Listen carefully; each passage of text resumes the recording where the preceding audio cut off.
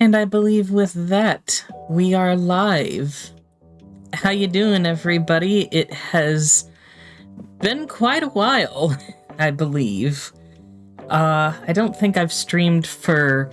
Well, I haven't done an art stream where I talk with you guys for a good few months. I know I tried to stream during SockCon, and that did not go well.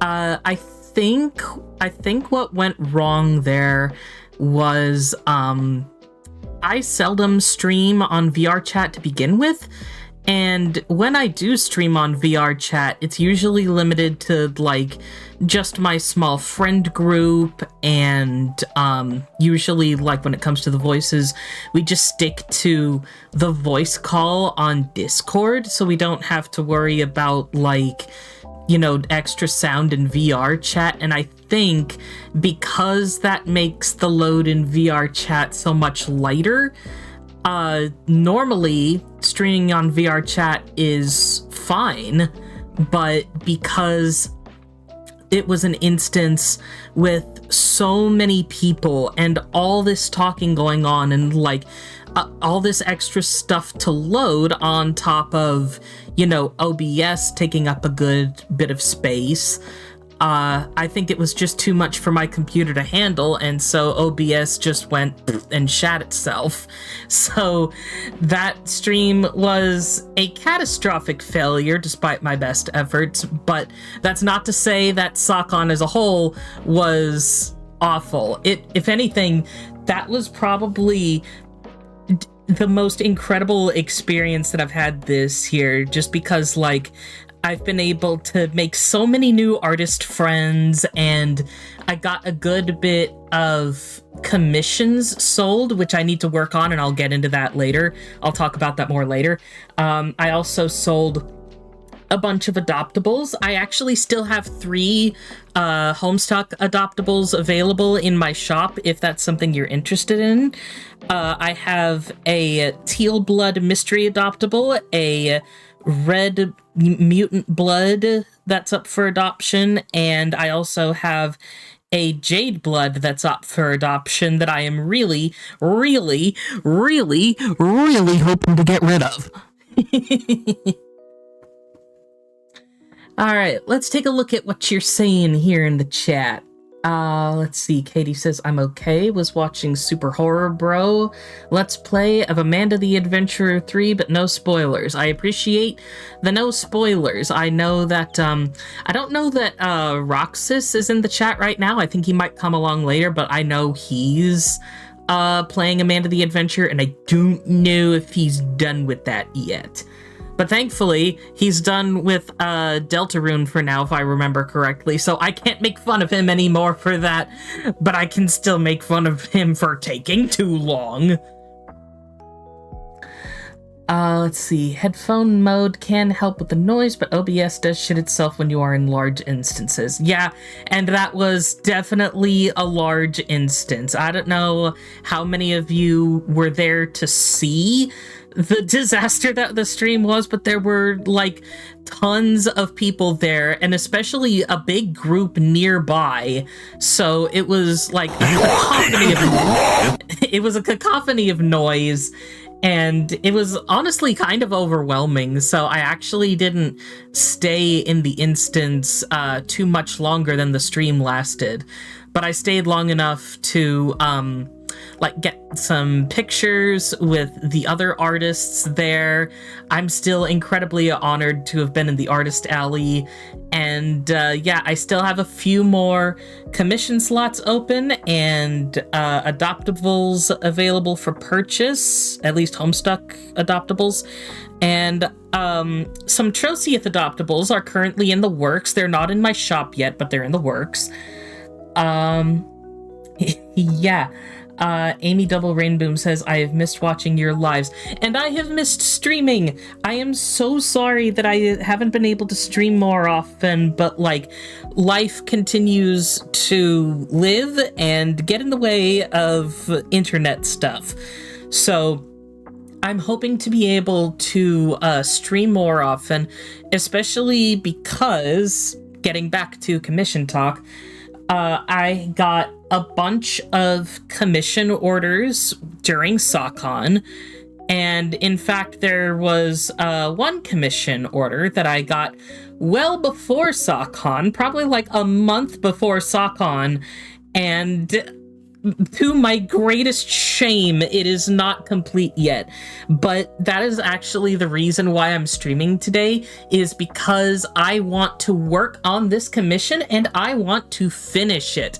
Because I am so sorry that I haven't finished this yet. It's such a simple commission order that they asked for, and it's not done, and I'm so ashamed and embarrassed. So I want to work on that today, but of course I want to be able to catch up with you all first, so that's what we are here for.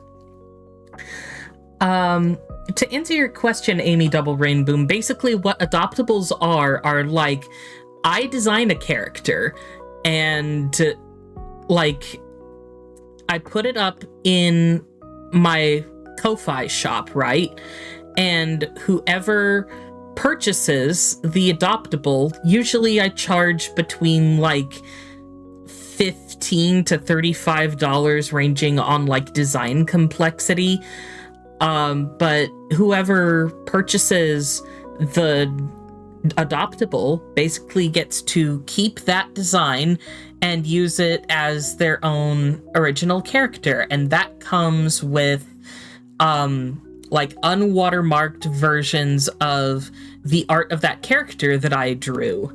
So yeah, that's a little something. And adoptables are like something that's very common online, especially in like, you know, the fandom space. There were a lot of Homestuck adoptables for sale in SOCON this year, and me personally, I had a total of 14 adoptables that I made to sell during SOCON, and like I mentioned earlier, there's only 3 left, so that's how that's going. If I'm being honest, of the 3 that are left, if the mystery teal blood isn't purchased, oh my goodness. Tokimoki, what is your Pokemon? It's towering over everybody, don't squish them. But as I was saying, if the mystery teal blood adoptable isn't purchased, then honestly I wouldn't mind keeping it, because the adoptable is based on The Last Unicorn, and so as a result it looks a lot like Amalthea, like the human version of the unicorn, and I'm like, this is a pretty troll and I would not mind keeping it. So in the event that that troll is not sold, probably like within the span of November, I wouldn't mind keeping it. But of course now y'all are getting big. But as far as the other trolls go, like the mutant red blood and the jade blood, I really, really, really want to get rid of those, especially the jade blood, which, if it sells, I will tell you all why I want to get rid of it so badly, but I just really want that jade blood to belong to somebody else. So if you are in a position of perhaps financially supporting me and you head over to my Ko-Fi page, it would be very much appreciated if you would purchase that adoptable from me. Thank you very much. Take a quick sip of water. Also, hi Haven, I see you in the chat. Yeah, you are Stack Attack, and if you would like to change your Pokemon at any point, you can just use the same command that Lynxcat used there, which is !avatar and then the name of whatever Pokemon you desire. So in my case, for example, it would be !avatar Hypno, but I've already got my guy there, so that's that. Let's see. Oh yes, something else that happened recently that I'm sure we all took part in. The best holiday in the world, Halloween. How was y'all's Halloween? 'Cause mine was excellent. You kind of want to keep it. I mean, I guess I don't mind, but like, it's just so big, and when I change the screen over, it's going to like be in the way of the art. So I guess I don't mind if you keep it for now, but like, if you would like to change it when I switch over to the art screen, I would appreciate that a lot, I think.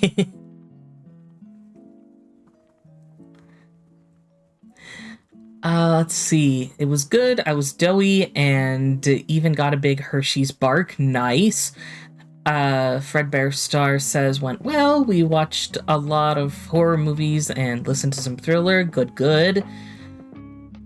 Haven says, I played Minecraft because the new update / snapshot is a banger.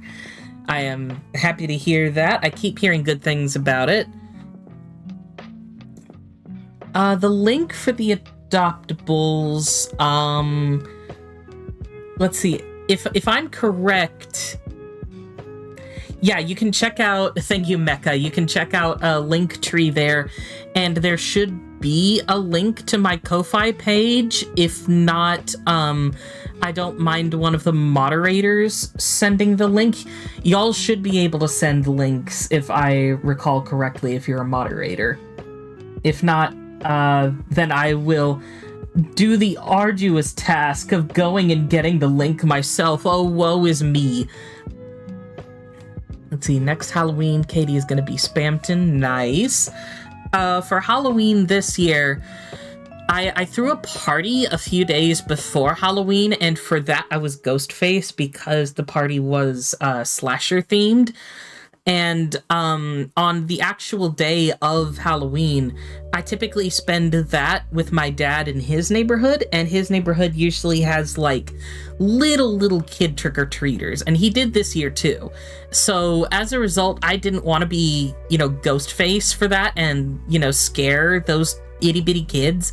So I wore the same Ghostface robe, but I put on like a cute little pumpkin jack-o'-lantern mask, and I said that I was the Great Pumpkin instead, on account of my dad has a bunch of like Peanuts cutouts that we made as decorations for his front yard, and so I thought it would be like on theme.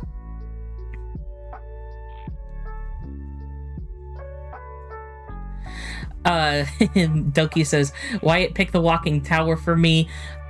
It's just random like that. You can set up whatever other Pokemon you want up to a specific generation. I can't remember what gen it is, but it has most of the Pokemon in here. I know that. But anyway, going back to Halloween, I did help my dad hand out some candy for a while, and I also helped myself to trick-or-treating, because I am of the opinion that you're never too old for trick-or-treating. And like, especially in this day and age with like fewer and fewer kids going trick-or-treating, like somebody has to keep that like tradition alive, and so might as well. So I went out trick-or-treating, and there were a couple of things. Like most of the houses were fine, but I had a couple of houses that was like, one was a really good experience and one was a really bad experience. And I'll say what the bad experience was first, because I don't want to end on a sour note, so I'm gonna save the good experience for last, even though it technically happened first. But the bad thing was that there was one house that I went to with a couple of, I guess, teenagers handing out the candy, and they just, from the get-go, they just seemed so cynical. And like before I could even let out the words trick or treat, they asked me if I could rap. And like, you know, me being silly and also pale fucking white, I told them in like a, you know, spooky character voice, because I'm the Great Pumpkin. I was like, I can only rap mummies. And I thought that was a pretty good joke, but apparently they weren't impressed. And they looked at me and they were like, how old are you, man? And like given that they asked that question in the first place, I decided to tell just a teensy white lie. And so I said that I was 20 years old. Just like, take 10 years off, you know? And they were like, man, we're only giving this candy to like kids. Get out of here. And it's like, you know, I tried to, you know, haggle for it. Like, aren't we all kids inside? And, you know, somebody has to, you know, keep the Halloween tradition going.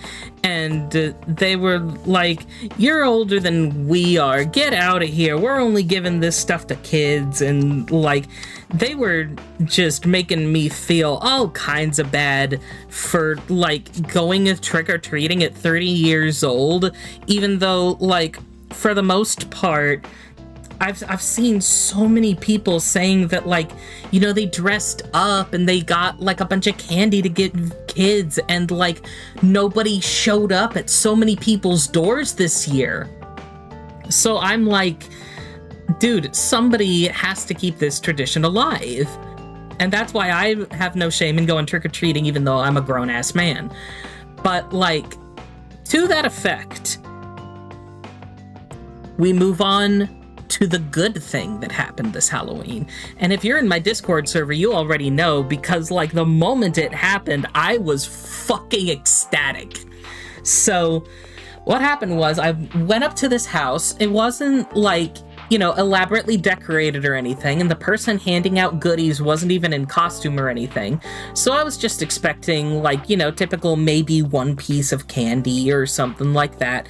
I go up behind a different group of trick-or-treaters. They walk away. I go up. I hold out my bucket. I say trick-or-treat.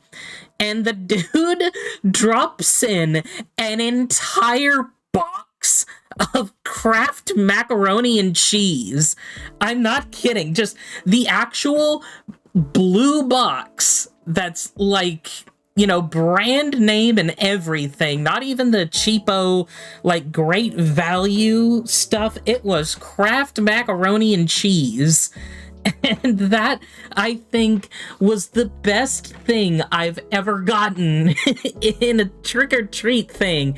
Up until then, the best thing that I've ever gotten was, like, shrimp-flavored instant ramen and a can of, like, Coke or something. But, like, mac and cheese is an entire fucking meal.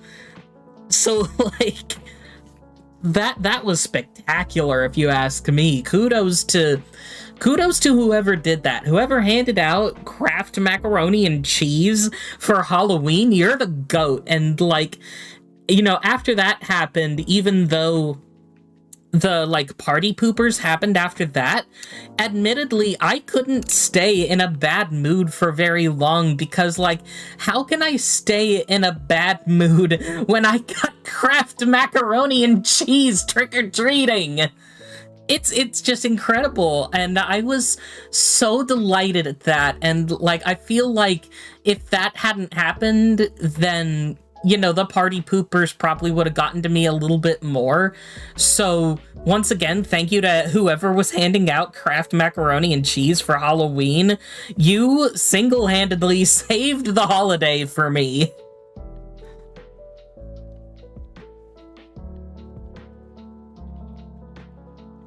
Another quick sip.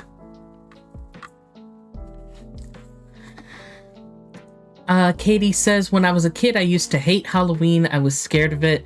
I hope you like it now. It seems like you do, like, you know, dressing up in costume and everything.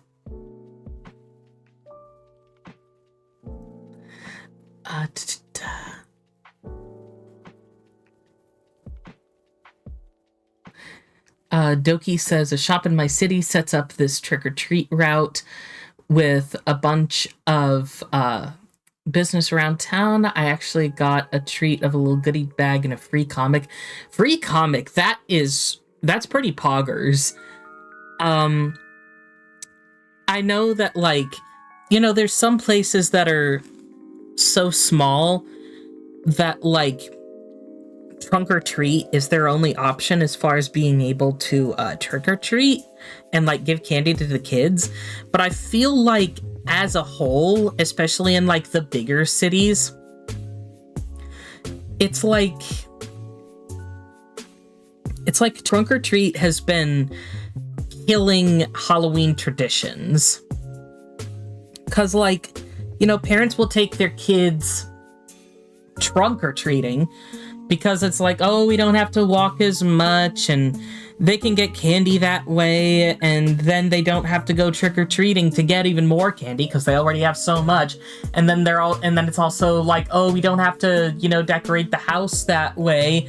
So it saves money that way too. And it's like, for 5 seconds, can we think of this from the kids' point of view? Because, like, what's fun about walking around a parking lot from car to car and getting candy?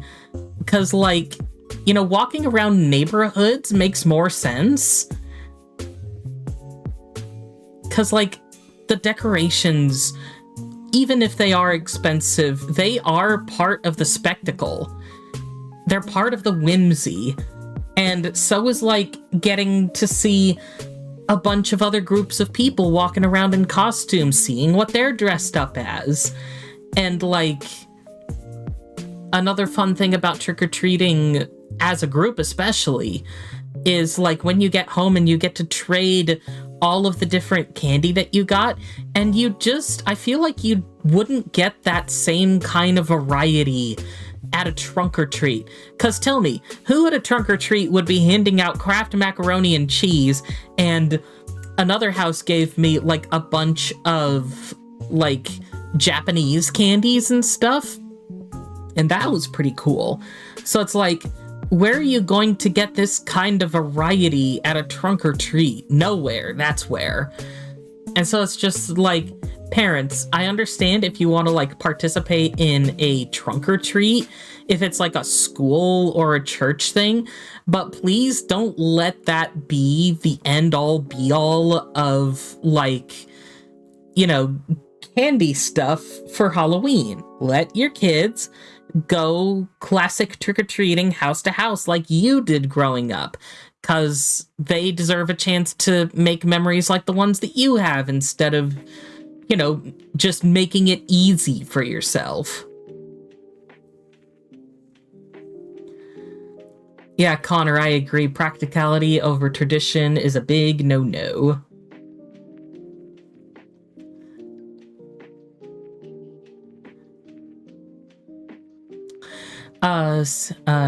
Sierra says, rather than a trunk or treat, I did one at a park where people have decorated tables. That sounds kind of fun. Still not quite the same as, like, classic trick-or-treat. Again, that sounds like something that should be an addition to trick-or-treat. But it still sounds a little more fun than just, like, having to stay in a parking lot and going from car to car. Hello, Imagine. Welcome to the stream.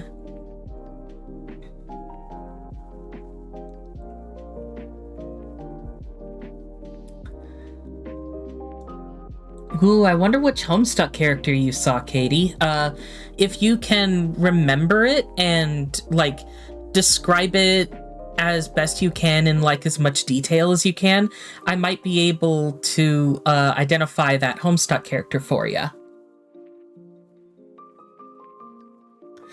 Ooh, you bought the mystery adoptable? Thank you so much.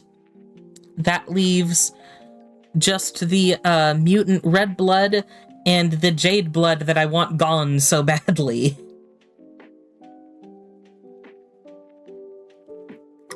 But yes, I hope you like the Teal Blood adoptable. I worked very hard on her, and I think she's very pretty, and I hope you think she's pretty too. And I look forward to seeing what you do with her.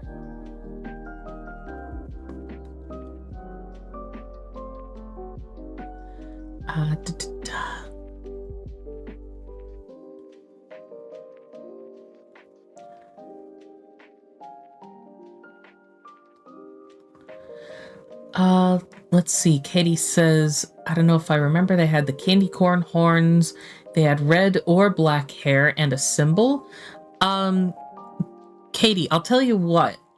Each of the trolls' symbols is typically a zodiac symbol.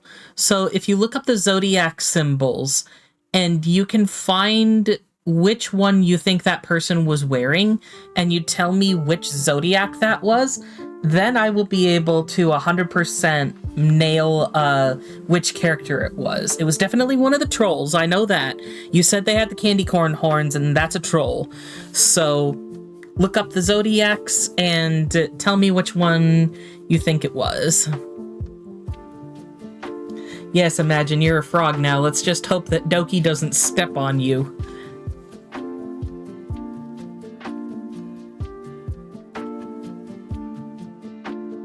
Alright, I think we've probably spent enough time catching up.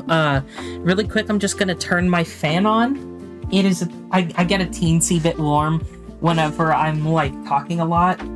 So let me just go over here and click. If you hear the sound of the fan, like, blowing and stuff, I apologize in advance for that. But, you know, I gotta do what I gotta do to stay comfy.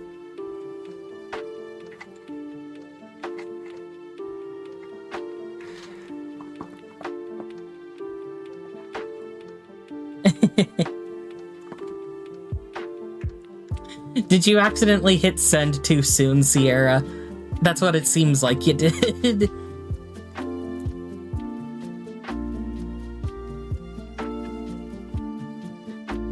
Yeah, she's not trying to be mean, but, like, there's a bunch of trolls in Homestuck, so the candy corn horns and, like, the red or black hair isn't particularly helpful because they all have candy corn horns and black hair. So it's nothing against you. It's just typical Homestuck stuff. It's basically like, you've seen my Troceaths by now, so it would be like saying, they had a bunch of tendrils that were a different color than their bodies, and, like, they had a bunch of spots all over.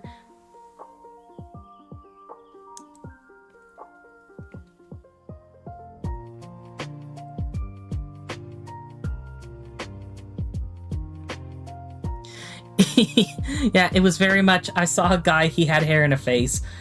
Let me try something. In the chat, Katie, this symbol, was the character wearing that symbol?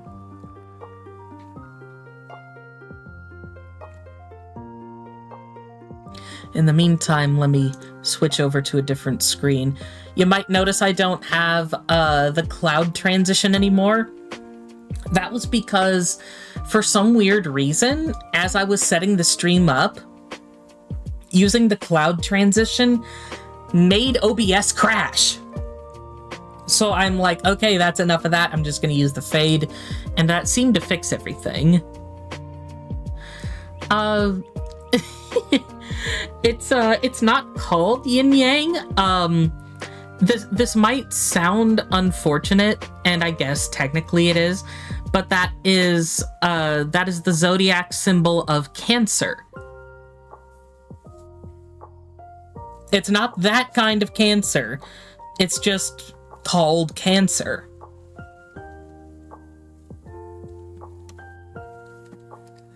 But do you remember if the character was wearing that symbol or if it was a different symbol? Because every zodiac should be an emoji. OBS seems to like crashing on you, Mark, a lot. Yeah, I don't know what it is. I think I might have to mess with my computer settings or something. It seems to be using up a lot of, like, memory on my computer, like, more than it should. But I'll look into that at a later date. At least it's working right now. And I'm doing something that isn't going to, you know, make it crash.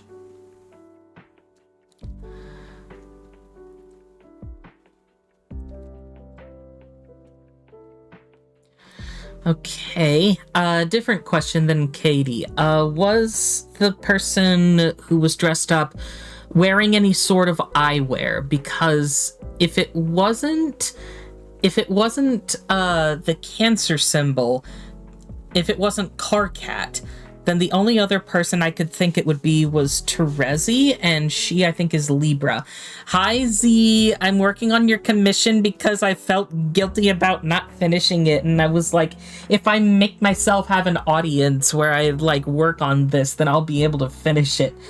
And I'm so sorry. If you go back to the beginning of the stream, you'll be able to hear me go on about, like, how bad I feel that I haven't finished this yet.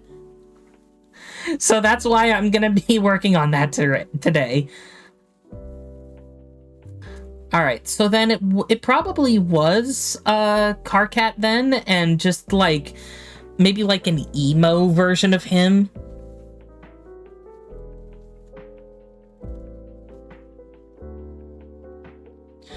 Here's another giveaway. What shape were the horns? 'Cause for the trolls, all their horns are a different shape, and so whatever shape it was corresponds to each one. So if they were kind of short and nubby and rounded, that was definitely Carcat. Long and pointed. 'Cause that also says Terezi to me.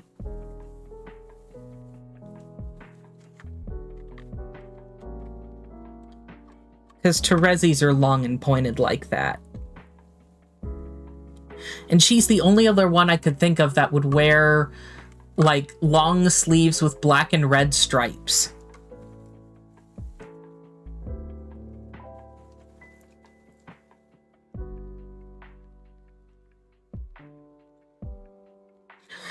I guess, if they weren't curved horns, that would rule out Aradia, but if it was curved like ram's horns, then it was Aradia. Those are long and pointed, it's just that they're also curved.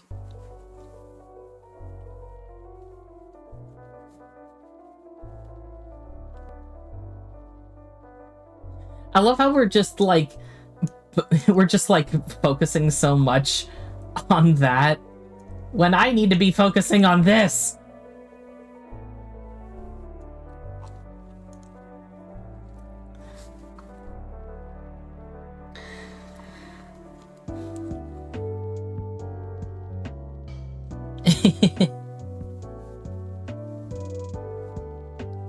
It's probably been long enough, and Katie only saw them so briefly, that none of those symbols look familiar.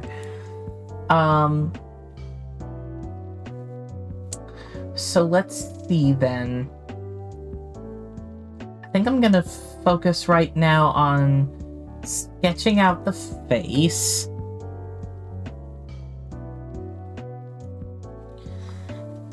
And the hair. And then once that's done, I'll be able to move on to the line art and color.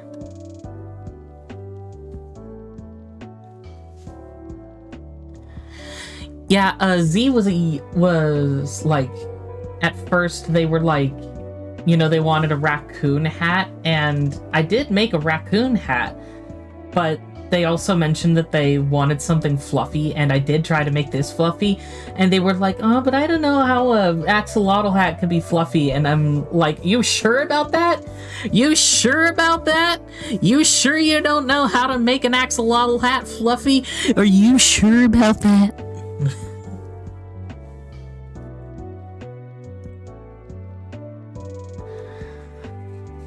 But yeah, they mentioned that, you know, the body pose should be kind of like reserved, anxious, shy, etc. So I'm gonna try to go for an equally kind of shy, nervous expression.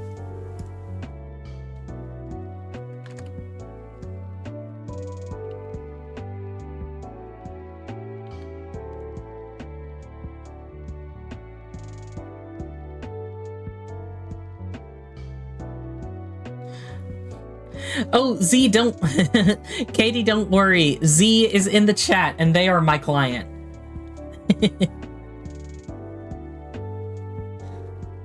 Plus, Z is a good friend of mine, so do not worry at all. It's nothing like, you know, any of the bad clients I've had in the past.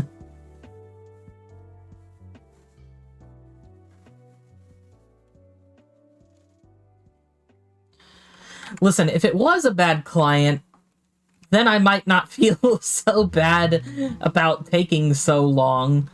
But it has been... This is far overdue, and I apologize so much for that. So, that's where I'm standing on this.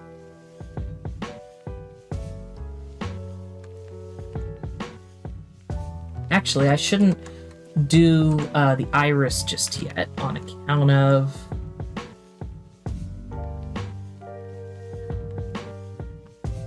I need to do this.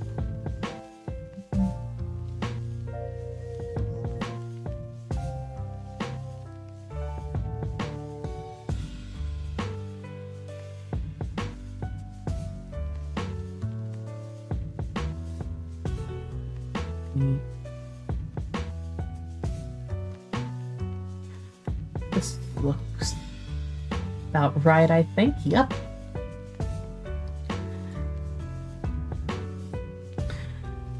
Speaking of the bad clients of my past, though, I might as well talk about this. How many of y'all remember when I discussed Star Giant Productions on this channel? AKA the weirdest commission client I've ever had.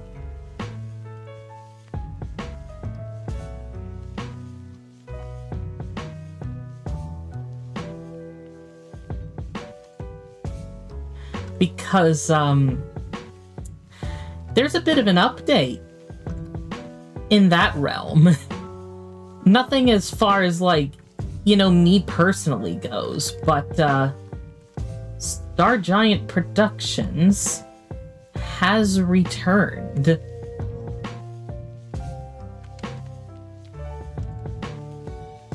At least, they've attempted a return.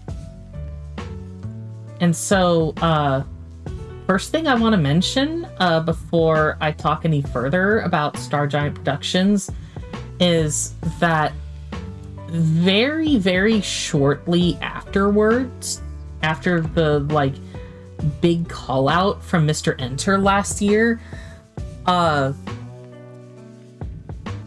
she, you know, obviously not only vanished off the fucking face of the internet for a time, but also decided to detransition, and so now goes by Ryan and he, him pronouns. And me personally, I'm not going to outwardly assume anything, but you have to admit, detransitioning a literal month after you got called out for a bunch of nasty things so that you could perhaps obscure your identity a little bit more. Seems a bit suspicious. But like I said, I'm not going to 100% assume anything. I don't know Ryan's personal life. I'm just saying it looks kind of sus. But that's not the main thing that I want to talk about. The main thing is that they haven't addressed me personally or anything that I've said about them. But to make a long story short, they were hiding on an alt account for some time and were making private videos of, like, you know, continuing to defend themselves, which, like, who are you defending yourself towards if these videos are private? But, like, it's just so weird, because, like, they still stand by everything they did, and they're like, I'm not guilty of anything bad, because if I did anything illegal, I would have been arrested by now, and since I haven't been arrested, that means I haven't done anything wrong. And it's like, that's not how this works, you dumbass. Yeah, exactly. No crowd of subs. Nobody knew for quite a while until fairly recently that was Star Giant's account, and they didn't have access to the videos either. But we have access to those videos now, and they're just so, like, shamelessly unapologetic about what they did. It is literally insane. And like I said, like, they didn't mention anything having to do with me. The stuff that I went through with them is small potatoes compared to everything else that they've done to other people. And there's only... here's the wildest thing. The wildest thing. Here's why I wanted to bring this up. They haven't apologized to anyone that they've hurt, but there is one person that they've apologized to. And those of you who are, like, in my neck of the woods and know who this individual is, this is going to blow your minds. But Star Giant Productions issued an apology to Lily fucking Orchard. Lily Orchard? You gotta be fucking kidding me. Like, of all the people you could apologize to, you could want to apologize to, you apologize to Lily Orchard?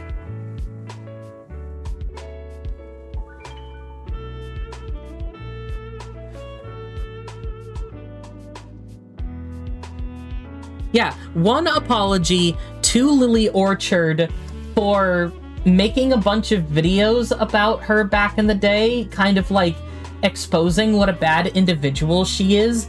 But now, like, now that Star Giant has been through, like, all these accusations and stuff, which they still believe that they are innocent of, clearly, even though they're not, now that they've been through all these accusations, they're like, oh man, I was doing the same thing to Lily Orchard. I feel so bad for doing that, even though there's, like, proof for both of them being absolute monsters. But it's like, if you know about Lily Orchard and the, like, hot mess that is, you would understand why it's such, like, a flabbergasting thing that anybody in this world would choose to, like, give an apology for how they were treating Lily Orchard. They're probably lying. I mean, it seems like they're lying to themselves about, like, you know, how bad their actions were. But, like, I swear Star Giant really is just straight up delusional. Let's see, I don't think I'm a fan of these eyebrows. need to make them look more anxious.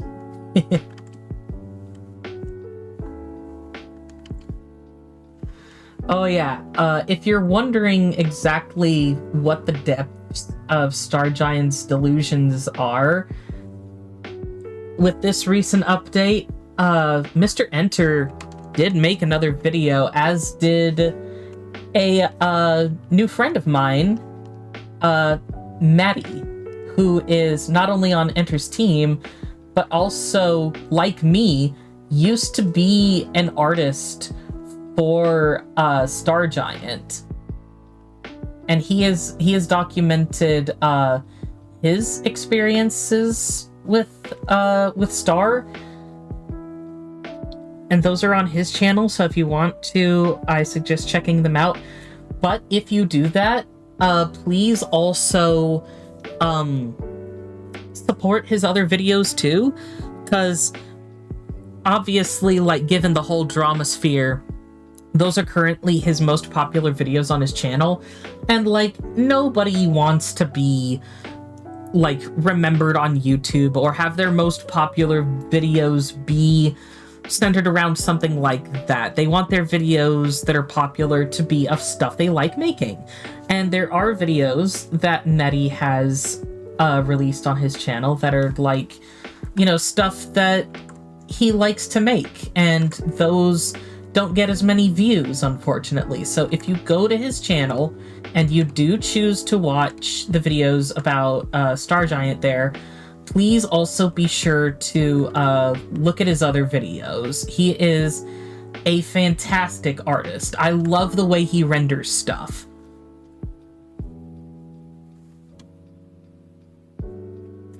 One question about your purchase. Why were there two items? It's because they're both basically the same image. It's just that one image has like a kind of white outline around the character, and the other has that white outline gone. So it's just like, you know, matter of preference. If you would rather, you know, publicly share the version with the white outline, you can. If you want to publicly share the version without the white outline there, you also have that too. So, your choice.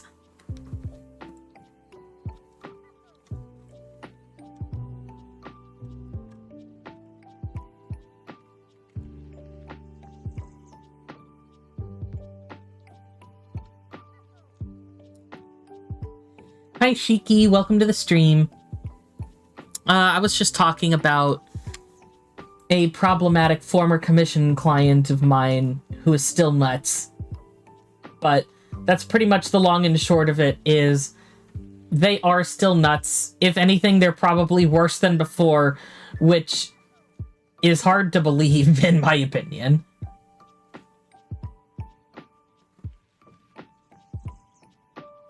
I'm thinking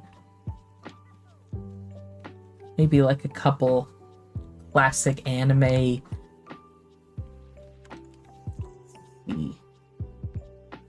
I want to do more art with like a little swirl like this over the nose, but sometimes I'm just like, that means I have to move the nose to make room for the swirly.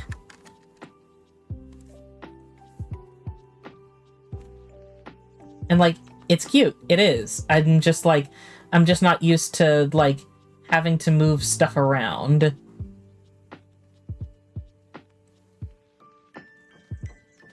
This might be good.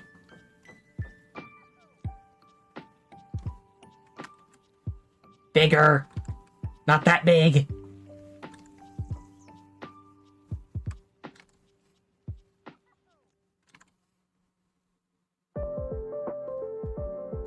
I kinda like that.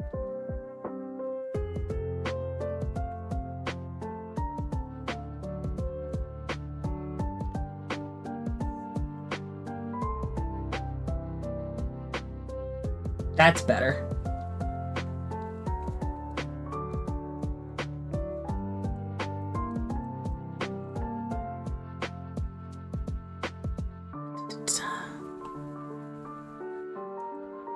Alright, that's good for the face. I don't think I'll be having the hair, like the ear show, I mean, because the hair is going to be covering it. But that being said, let's figure out where the hair is going to go. That being said, where do y'all stand on, like, eyebrows showing over the hair? Because so far, whenever I've drawn that, I haven't really found anyone who's had a problem with it. But I know there's people out there who are like, oh man, I think it's such a bad look for art, etc., etc.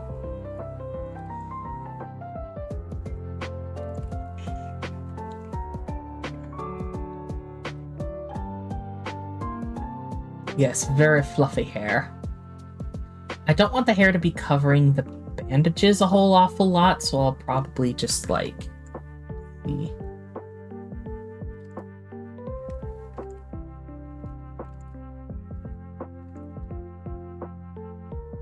Something like that, and...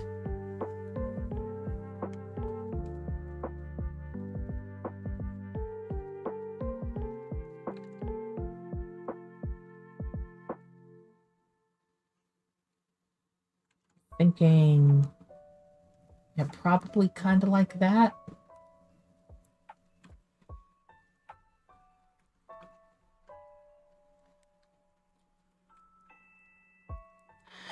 Yeah, like, as far as the eyebrows showing over the hair, sometimes it's not like the full eyebrow that's being shown over the hair, it's like the outline of the eyebrow. Occasionally I will see, like, full eyebrow being shown over the hair. I don't really have a problem with it either way. But it's interesting to hear, like, other people's points of view.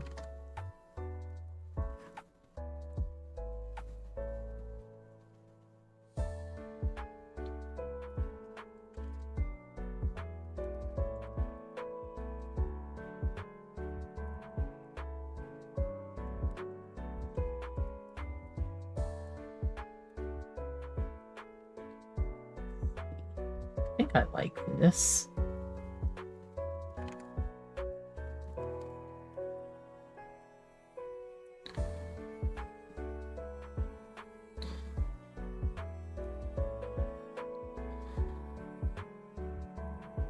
Alright, and while I was talking with Z about this commission, we also mentioned having there be fandom buttons on the bag. So let me see. Or maybe should I say, let me Z. So just to sketch stuff out, they mentioned wanting an Undertale button, which I think I'll just make a red heart, because, like, obviously that's the easiest.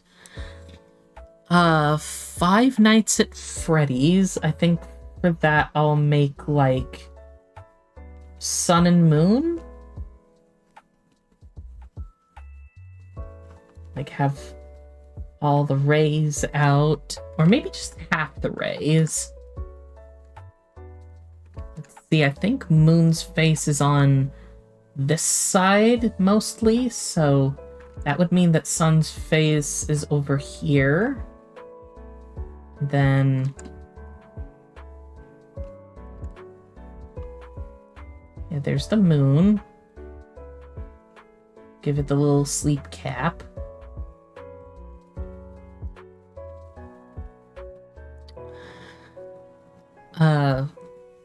Friday Night Funkin' Witty. Pretty simple, just a little bomb that looks angry. They also mentioned SMG4 and ETH Goes Boom and Dandy's World. I'm less familiar with those, so if there's anyone in the chat who would be able to give me some ideas. I think that Dandy's World is just like a multicolor flower, but I don't know.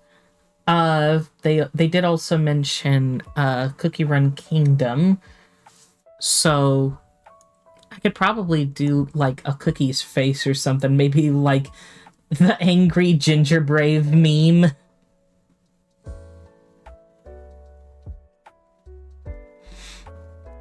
Yeah, how many colors are on the multicolor flower, just so I know how many petals to give the flower.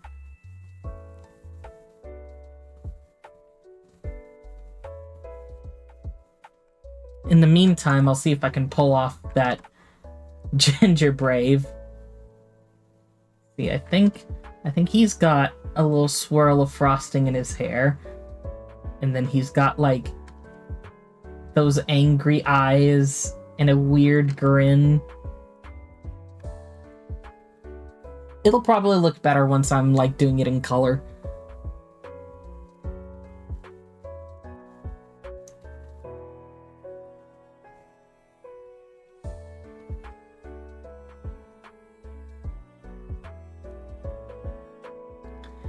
Alright, so 6 petals total then.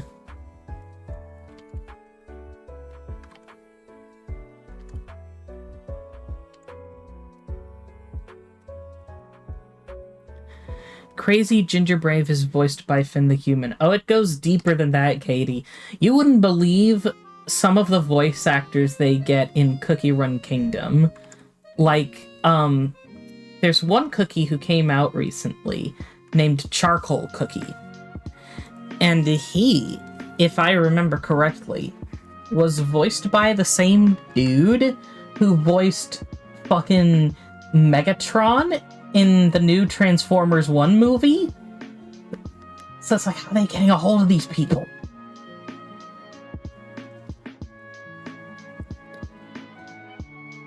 Yeah, it's like, between the voice acting and, like, the animation and story, it's easy to see that they are putting a lot of the, like, budget towards these things, which I'm glad that they're not just making something cheap and lazy and putting it out and just, like, you know, charging extra for trivial shit. They are kind of charging extra for trivial shit, but the money that they're making from the trivial shit is going to making the game fucking fantastic.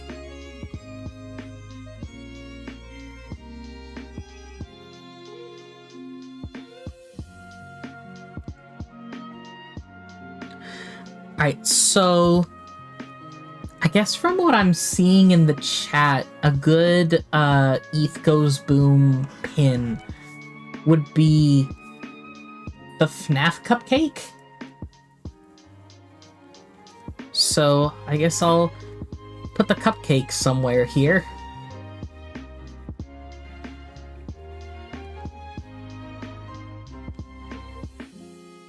It's easy enough.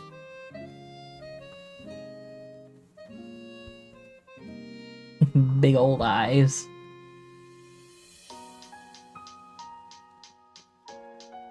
And stop staring at me with them big old eyes.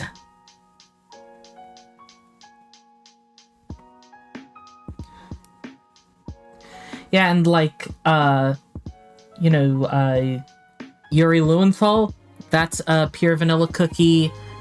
They have my boy Sean Chiplock in Cookie Run as well. He voices Purple Yam Cookie and some of the Sugar Gnomes. And here's a shock for you. Sean Chiplock, voice of those characters in Cookie Run, as well as Rivali in Breath of the Wild, and a whole bunch of other things. I believe his most recent voice acting role, other than Kinger in Amazing Digital Circus, is fucking Bubsy in the new Bubsy game.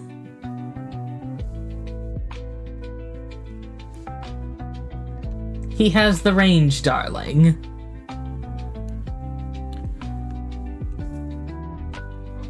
Alright, I'm gonna make a note of that to make this cupcake yellow.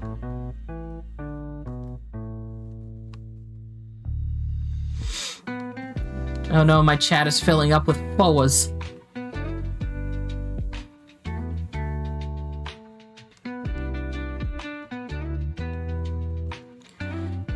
But yeah, I think that's all the pins.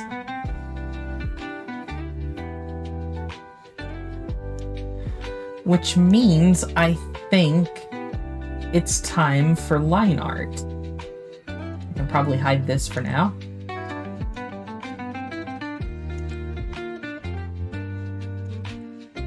Also, props to whoever can recognize the current Lofi song that's playing.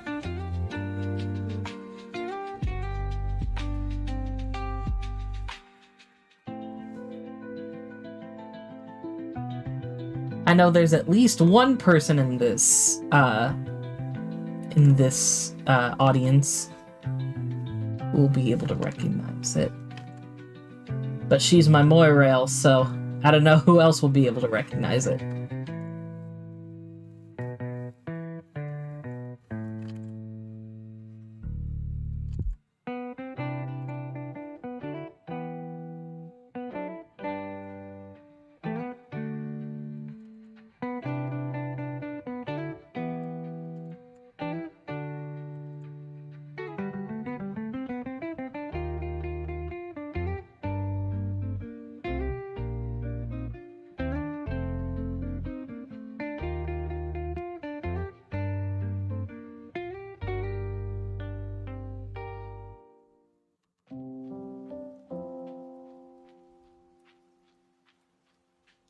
I know that Z was in the chat earlier. I wonder if they had to leave?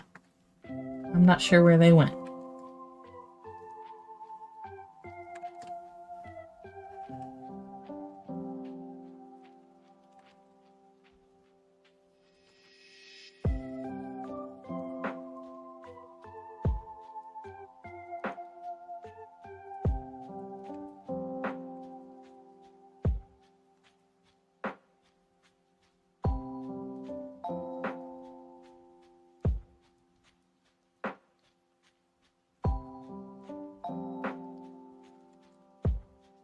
I'm glad that the drawing is satisfying.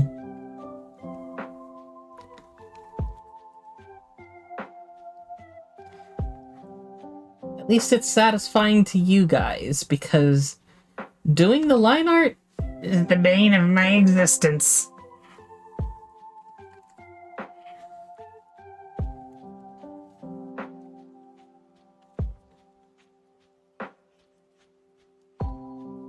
Yeah, I would much sooner just clean up the sketch and color that. And sometimes I do that. But since this is a commission, obviously I want this to be nice and clean. By the way, how's my boy Jet? He's doing okay. I had to put him back into a sort of soft cone recently, just because, like, he's kind of chewing at his fur again. I'm thinking that might be allergies or something, so I've ordered him some allergy medication, and that should be coming within the next few days. Apparently it's, like, actually quite a common thing with cats, so he's not at all uncomfortable in the cone or anything. If anything, it's like, if you've seen the pictures I've posted of him, it is a soft, plush cone. So he's not doing poorly or anything, and he's not uncomfortable. He's just in it for now. Think of him as, like, he's wearing a pillow. And he will be for just a little while longer, I think. If not, it's no big deal, and I will do what I can for him in the meantime. Until then, rest assured, I am constantly doing my best for him. Because he is my baby and I love him.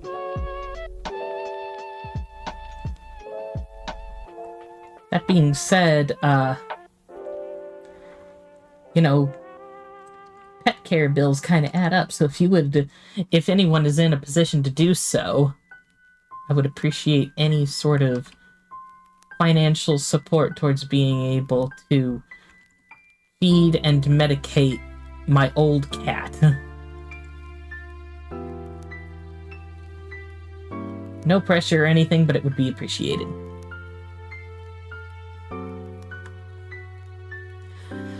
Yeah, I don't know if you heard, Katie, but like last year was a terrible year for Jet.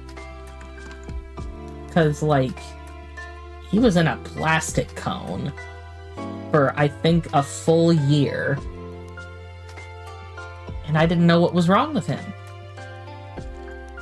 But I did get him to the vet early this year. And for a good few months, the itching and stuff had stopped and he was essentially back to normal. And he is much healthier now than he was back then. But it's just that the itching has come up again. Luckily, he's not like losing weight or anything like he was before, and he's not like, you know, super lethargic or anything bad like before. It's literally just like, I think he's itchy due to allergies. So, like I mentioned, I've already purchased an allergy medication for him, and that will be arriving in the coming days. So don't y'all worry. I am on top of things.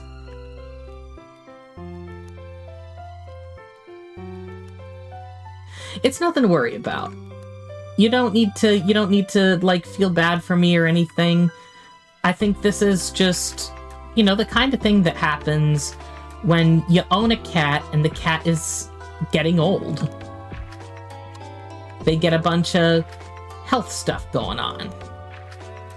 And I'm not worried about like anything bad happening to him. I don't think he's gonna, you know, I don't think anything fatal is going to like come as a result of this. He's perfectly fine. He's energetic. He's like eating well and going to the bathroom normally like any cat should. So it's nothing to be too concerned about, I think.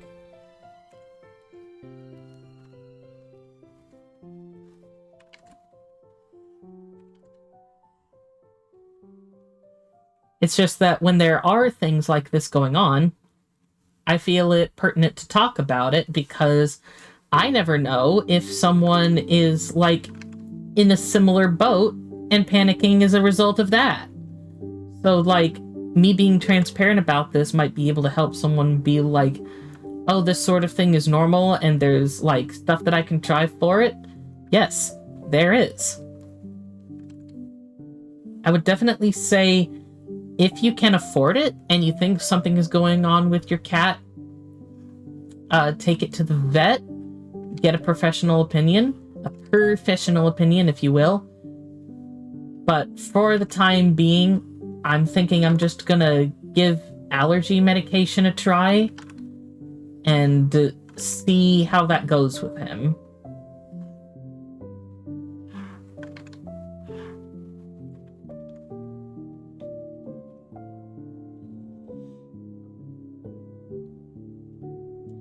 Yeah, funny thing, I actually tried to give Benadryl to Jet earlier, and let's just say he was not a fan of the flavor.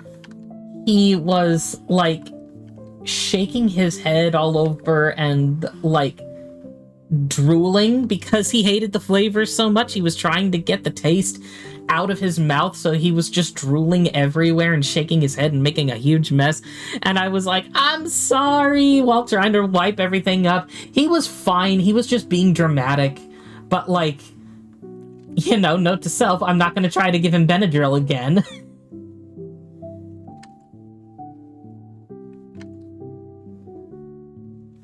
So hopefully the pet allergy stuff that I got should be tasteless enough that he'll be able to take it with little issue.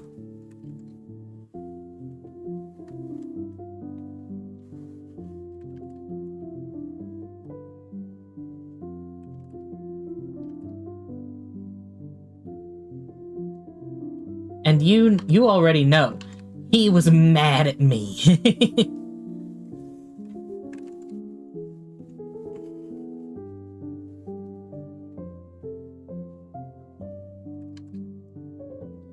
Yeah, most of the time, whenever I give him his meds, I mix it into either a thing of churu, which is a treat for cats, or I just straight up mix it into his, either his dinner or his breakfast.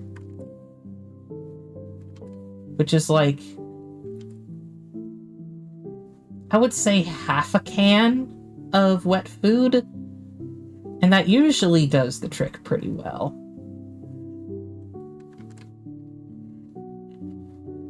But hiding half of a ground up pill of Benadryl in a churu was not enough to hide the flavor, I suppose. So that was a wasted churu.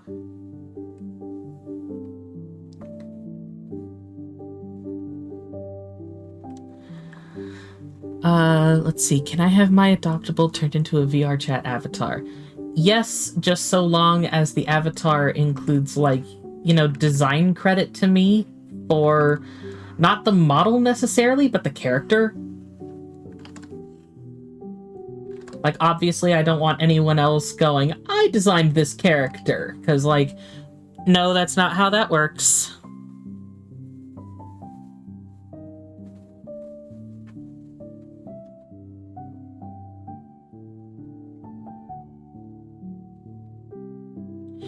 Yeah, like, you own the character now. If you want to have other people, like, if you want to commission others to have, like, a VR chat avatar made of it, or any other sort of art, or whatever the hell you feel like, that's your character now. That's not my character. I just designed it. You own it now.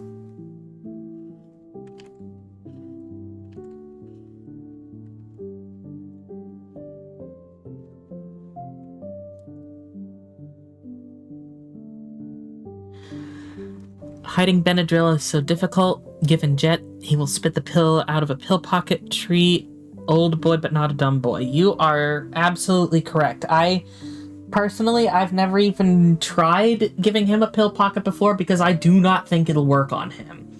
But that's why whenever I, like, give him his medicine in his wet food or a treat, I typically just end up, you know, grinding it up into a fine powder so that he can't avoid it.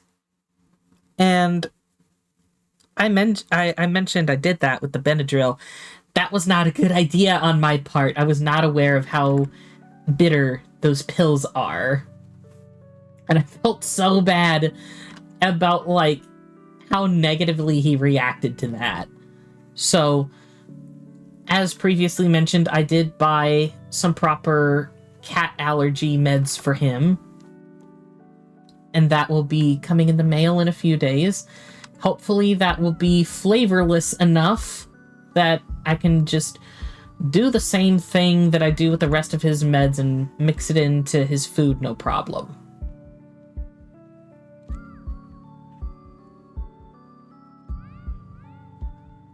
I did also ask Google if, cetirizine, which is another allergy pill, would be safe to give cats. And in theory, it is safe to give them in the right dosage, but it too is also very bitter, like Benadryl. And so I was like, ah.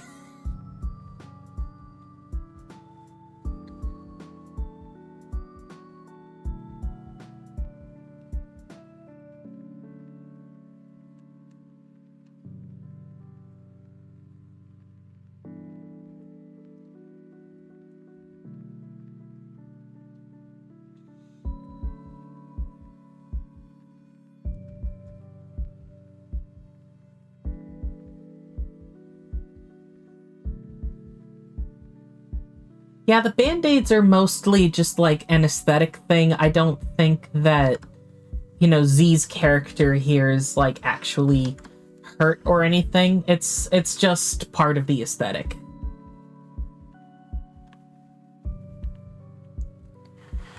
All right, Connor. And actually, I think that now might be a good time for me to take a quick stretch break and a BRB. So I'm going to pull up the BRB screen and I will be back in a few minutes. In the meantime, please feel free to talk amongst yourselves and enjoy some fan art. I'll be back in a minute.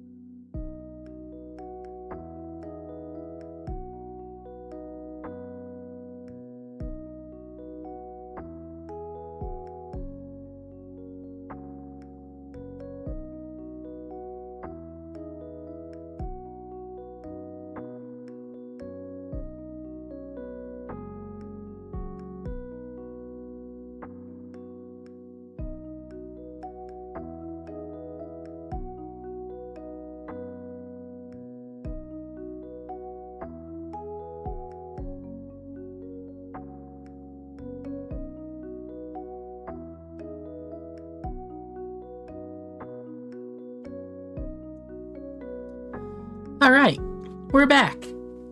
Let's keep drawing.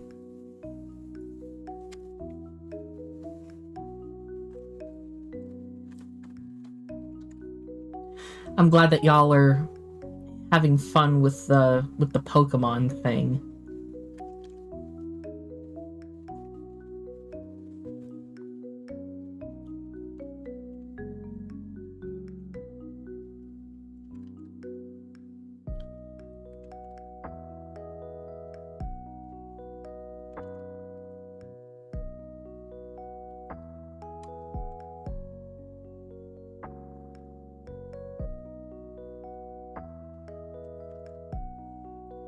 So, I have a question, since we are doing this Pokemon thing.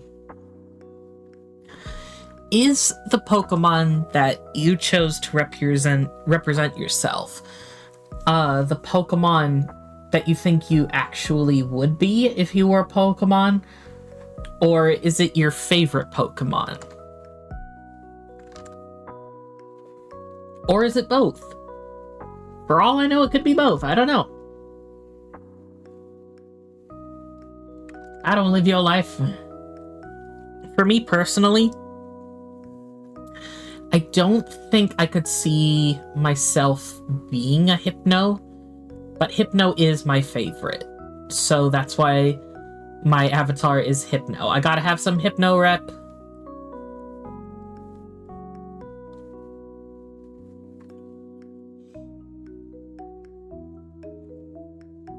Well, if you want to change your avatar, Katie, you can do that. You can pick out whatever Pokemon you want up to a certain generation. I think it's Gen 7?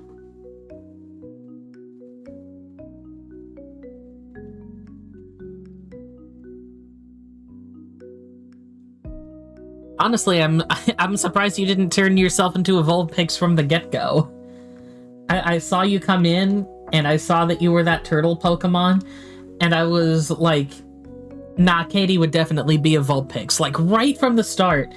And I was like, I wonder why she's not changing the thing.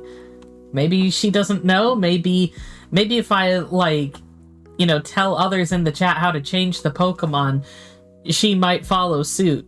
But you never did, so...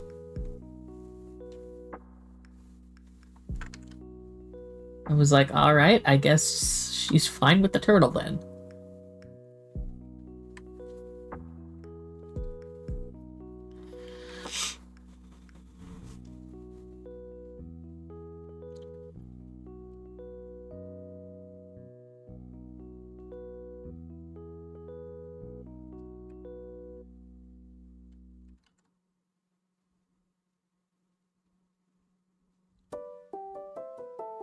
Yippee.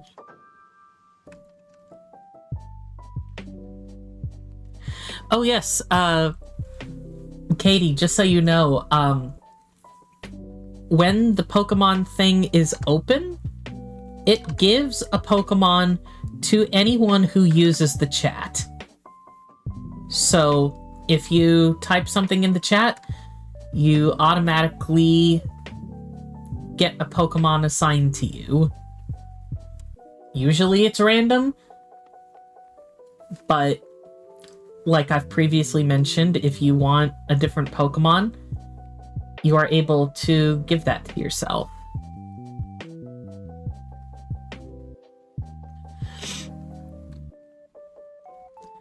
Pick Gengar mainly because I just think I'd be a Shadow Pokemon or something reclusive like that. I could see you being a Mimikyu, to be honest. I think that's another kind of shadowy, reclusive Pokemon.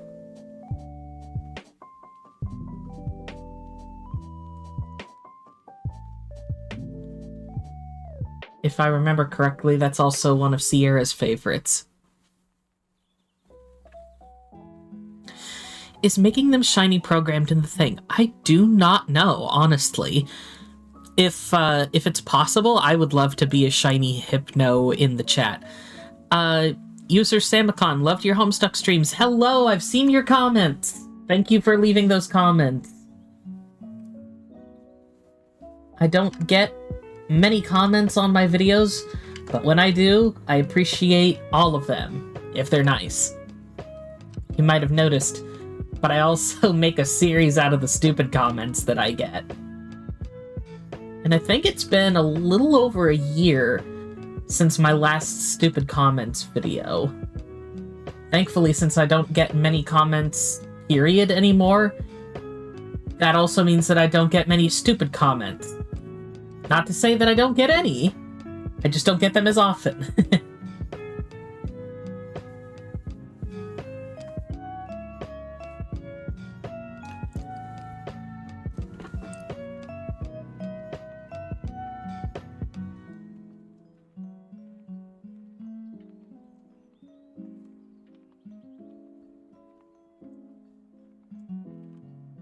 Welcome, I only comment on videos I like a lot. Well, that means a lot to me, thank you so much. I hope that you consider checking out some of the other content on my channel as well, because I do have plenty outside of Homestuck that I post about.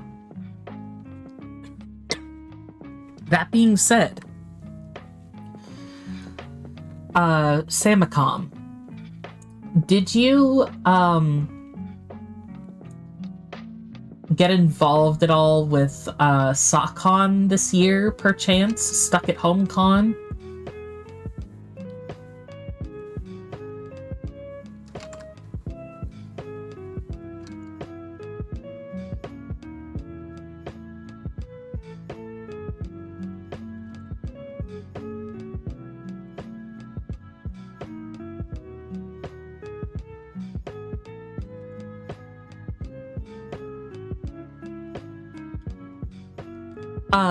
SockCon with an H instead of a W. Stuck at Home Con. That's what it's short for. This was the last Stuck at Home Con, unfortunately, and I got to be in the artist alley for it, so that was a wonderful thing. But the reason that I bring it up is because since I was in SockCon's artist alley, I had a few Homestuck adoptables available for purchase, and I still have 2 left that have yet to be claimed. Those are in my Ko-Fi shop, and I also have a few commission slots open, which actually the art piece that I'm working on right now is a commission, and I intend to live stream my drawing process for all of the commissions that were ordered from me during SockCon.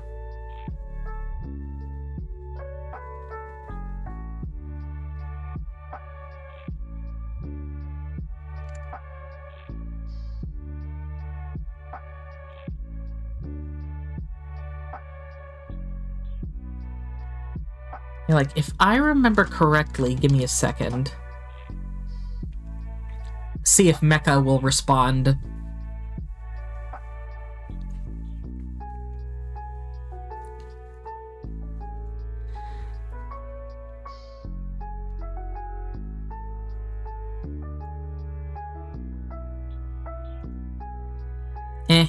Every so often, my chat bot will chime in and be like, hey, here's where you can find Mark on some other sites. I guess the command isn't working right now for some reason. Maybe I deactivated it and forgot. But long story short, sometimes the bot will say where else you can find me. You could potentially check the description as well, because if you find the link tree, that should take you to my Ko-Fi page where you can purchase a commission, or you could purchase one of the 2 remaining adoptables. Right now, the only adoptables left that have not gone to good homes are a mutant red blood that was, in all honesty, low-key inspired by Assassin's Creed. And the other one which is a jade blood that I really, really, really want to get rid of. But until it is sold, I will not explain why. There's a few people who know why I want to get rid of the jade blood so badly, but I won't reveal it to the public until it's purchased, because, like, it's a silly reason, and I like... It's not that I want people to, like, feel bad or something, I guess. I guess it's just, like, it might make them feel awkward if they know before purchasing. It's nothing bad, I promise. It's just, like, something silly.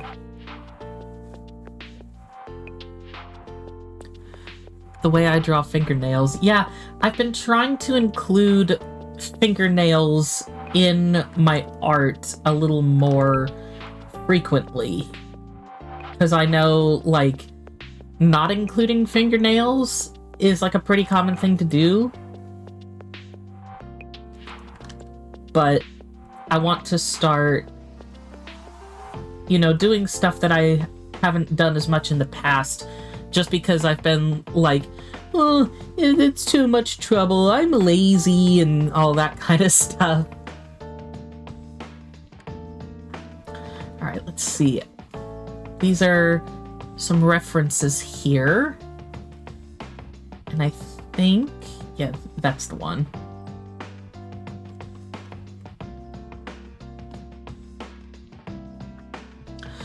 I wanted these shoes to look like this.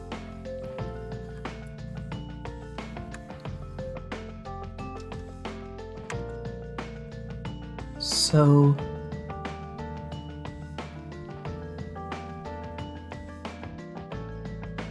I think I might have just heard Jet meow, but I'm not certain. Either way, I think I have, like, my mic filtering out his meows in the background just so he won't be obnoxious to you all. But just so you all know, he's present. And he's making himself known.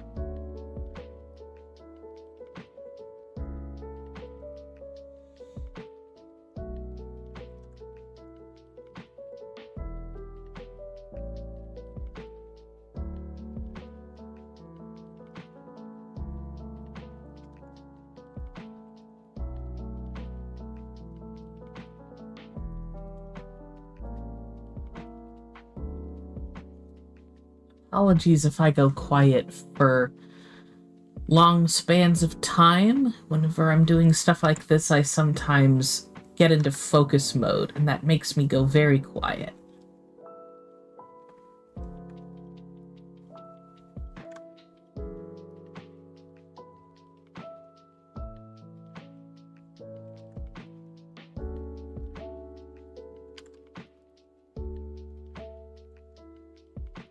But yeah, in addition to,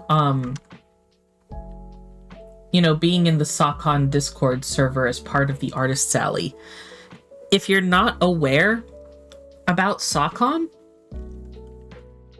since this was the last one, obviously they're not going to be doing this anymore, but every year for SOCON, they have made VR chat worlds.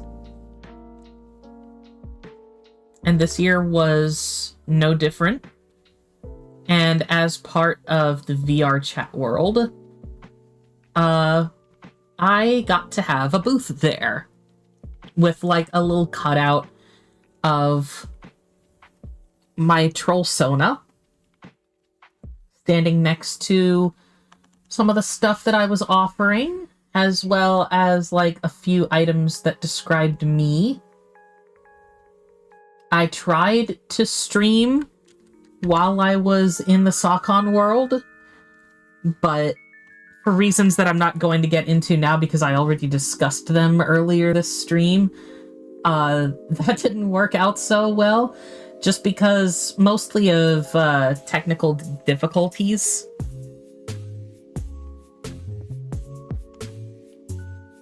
But regardless, I did have a very fun time. I think you're gonna work on one of your stories while having the stream be in the background. Awesome, I'm happy to be a background noise to ya. I do find that this video game lo-fi kind of stuff is easy to both relax and focus to.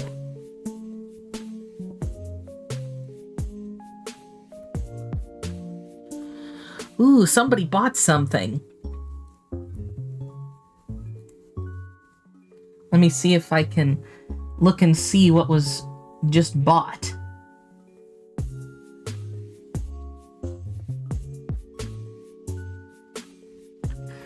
Oh, the Jade Troll was sold. Yay, it's gone. Thank goodness. It's not mine anymore. I'm free of the burden. Okay, so the reason that I say that, and the reason I've been so adamant to get rid of it, let me actually pull it up here in the art program so that y'all can see it as I'm, describing it. But the reason I've wanted to get rid of it so badly is because it used to be, like a decade ago, it used to be my former troll Sona.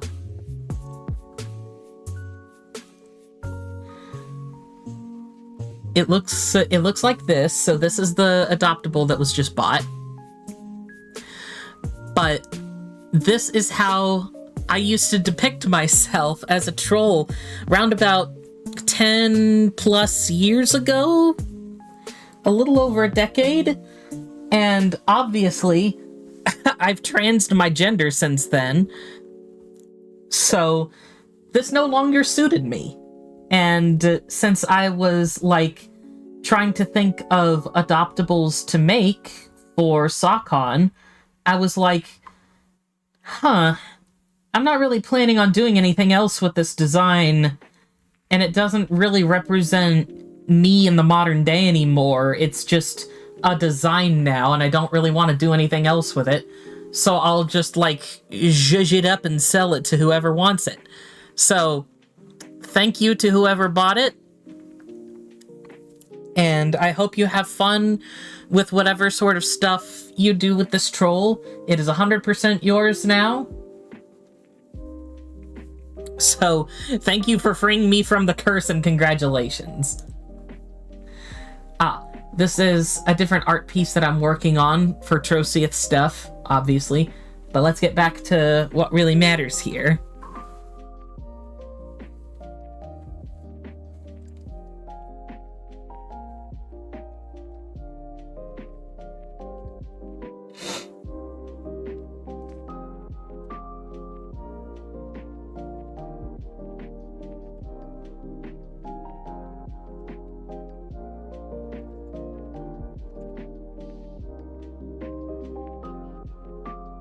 Yeah, I'm gonna be so happy to share with the other artists, the other Sakon artists, that adoptable finally got sold.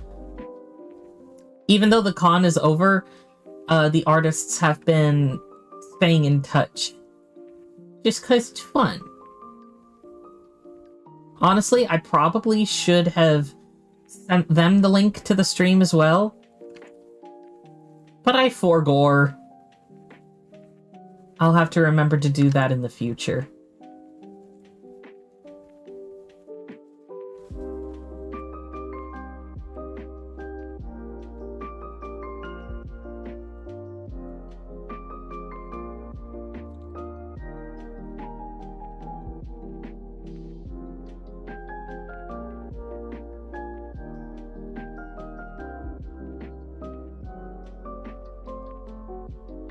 Oh, so now, Mecha, you tell us where you can find all my socials and stuff.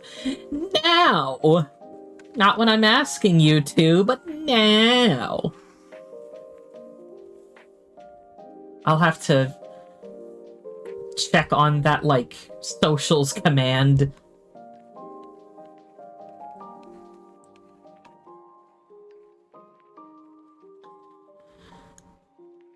See if I can get it working again later on.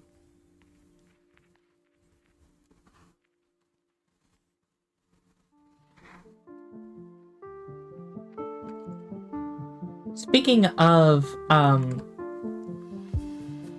commands that Mecha can do, he is capable of doing other commands when he feels like it. And if you would like to make him do something, a list of commands that he can do should be available there on his tumblr.com.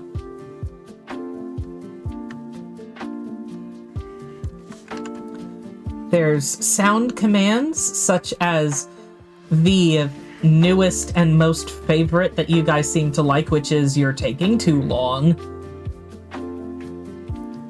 But there's also some other sound commands that you can redeem. You can slap people with randomly generated objects. Not AI generated. I just made a list of them. A list of like a bunch of different items that you can slap people with. And it randomly picks one from the list. Mecha's an AI, but not like that. It's like what Kane said in The Amazing Digital Circus. They're not affiliated with me!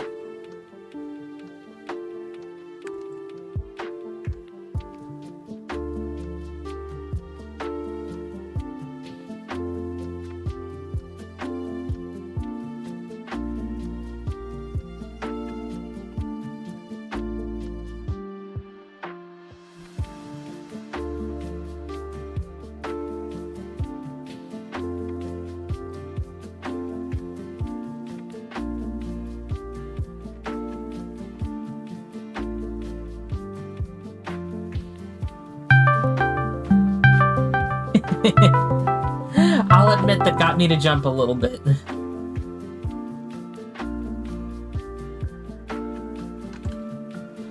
Also,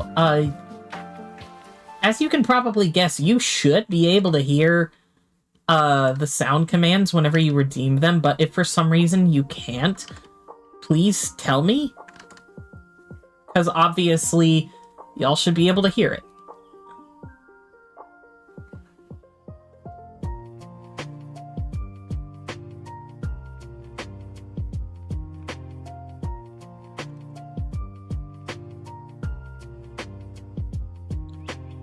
That one. Yeah, I can hide that.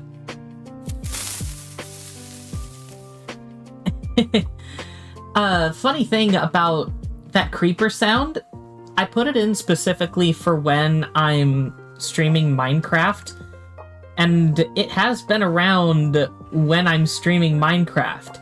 But for some reason, y'all like to forget that sound exists when I'm playing Minecraft, because you'll play it any other stream except when I'm playing Minecraft.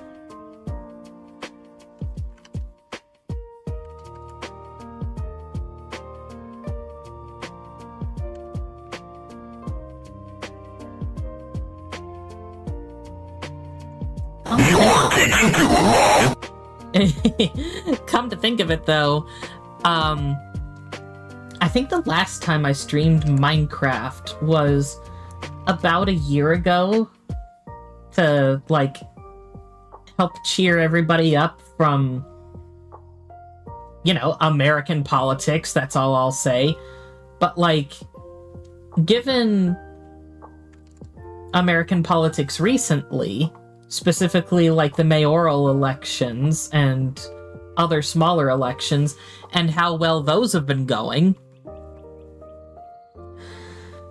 I might do another Minecraft stream that's like more celebratory than, you know, coping.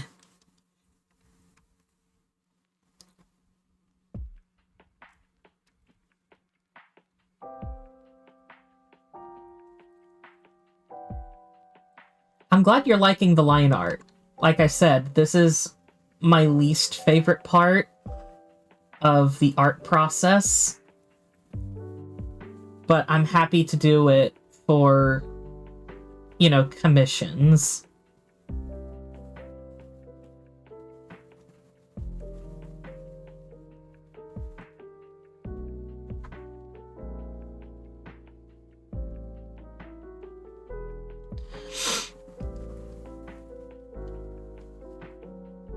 I will admit, in the realm of voting, I participated in voting pretty recently.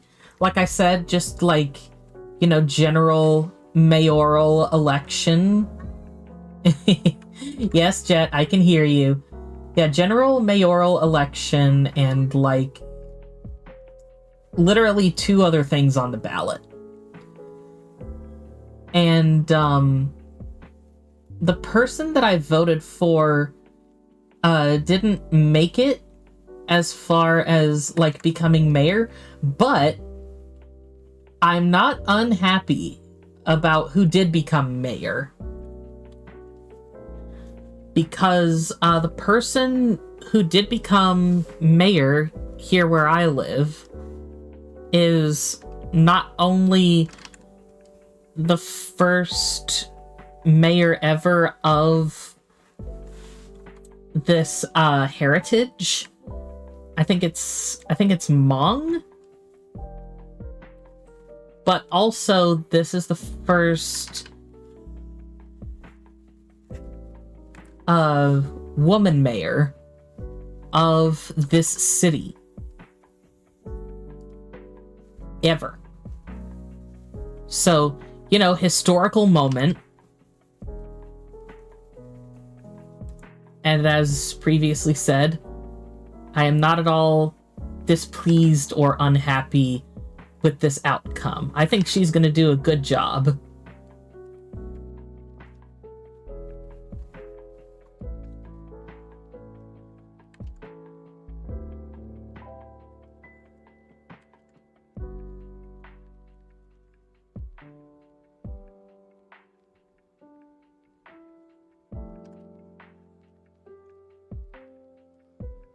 And of course, if y'all have seen the news, y'all know that New York City is going fucking nuts. And I mean this in a good way. They are celebrating to hell and back about who's been elected mayor over there. And I'm happy for them for that.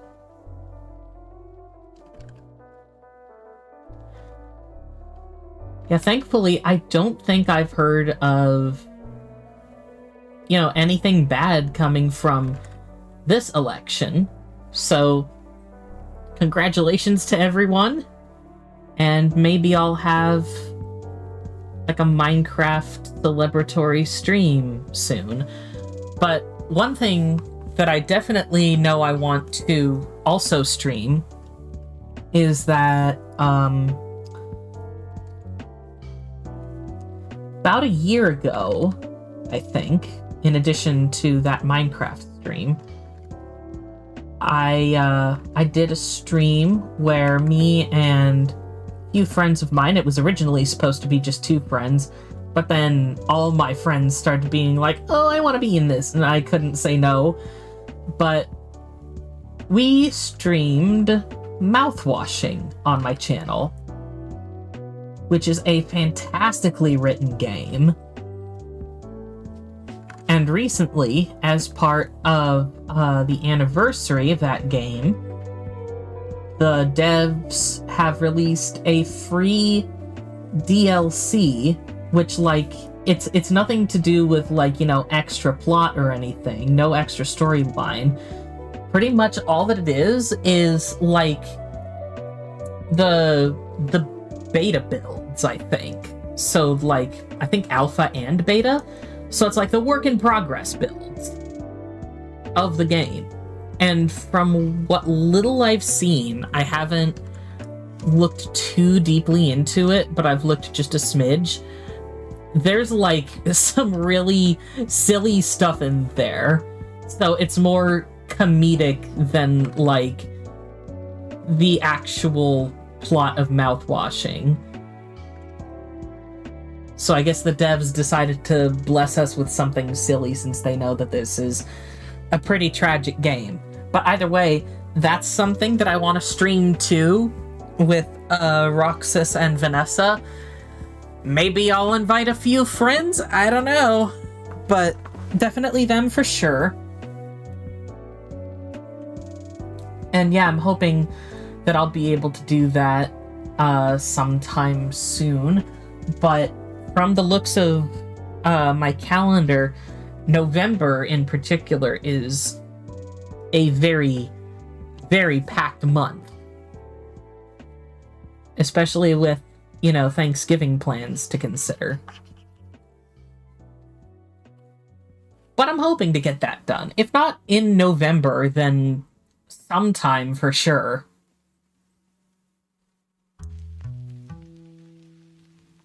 Alright, it's looking good, I think. I'm just gonna merge. Oh no, wait, I don't want to merge that. I want to keep these separate. But I will move them into a folder so they can act like I've merged them. And that way I can move them to the center. Be more properly aligned. Katie says we go to Grandma's every Thanksgiving, and that is the plan for this Thanksgiving for me. My Nana lives all the way back in Arkansas, and so her and like some extended family of mine, and it's been several years since I've seen her. She knows that I've transed my gender, and thankfully from day one, ever since she learned, she has addressed me as Mark, and she sends me, like, cards that say grandson on them, and she's just been, like, my #1 supporter, and it's so sweet of her, and I love her so much, and I want her to see me as, like, the man that I've grown into, and I also want her to be able to taste a very delicious pie. Butterscotch cinnamon pie that I'm known to make during the Thanksgiving. So that's something I'm hoping for.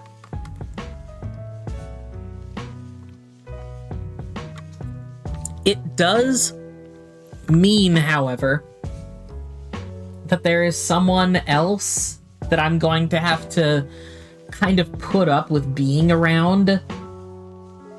But, like, if it means getting to see the look on my Nana's face when she tries that butterscotch cinnamon pie, I will tolerate him. I won't say exactly who he is, because I don't... Well, he probably doesn't watch my content. But on the off chance that, like, for example, my mom is watching this, and I know that, like, she is, like, in close proximity to him. So in the event of that happening, I'm not saying who it is. But if you know, you know.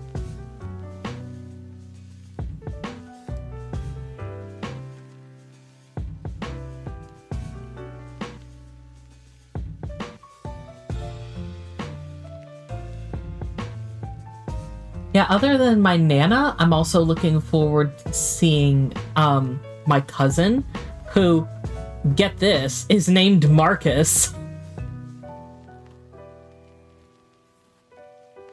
I promise you, when I transed my gender, I didn't just look at his name and go, I want to be called that.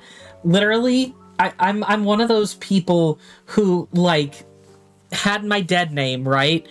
And I just took one of the letters in it and went, let's make this one different. Oh, even worse, he's Marcus with a K, not a C. So that's even worse.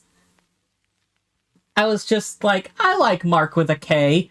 And so I became Mark with a K without even thinking about my cousin Marcus.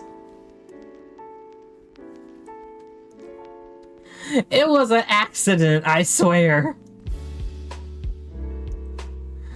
Coincidence? I think not. My grandma sounds like a very lovely person. She is. She's a toughie. And I'm glad that she's a toughie, because I'm not going to go into, like, super detail about this, but she did have a bit of a health scare this year. She came out all right, but that did kind of make me resolute in seeing her this year. Like I said, she's okay. I'm just like, I wanted to be able to see her again. Alright, let me pull up these clothing refs again.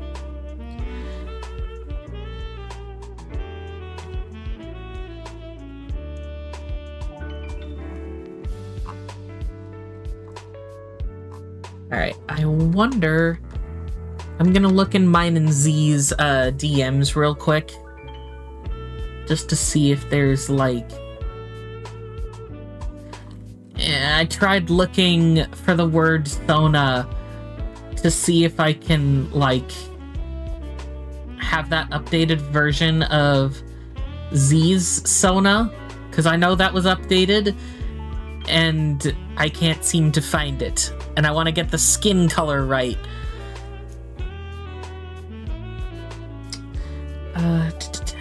And it doesn't look like they're online right now, so I guess I'll see if I can message Ruby about that.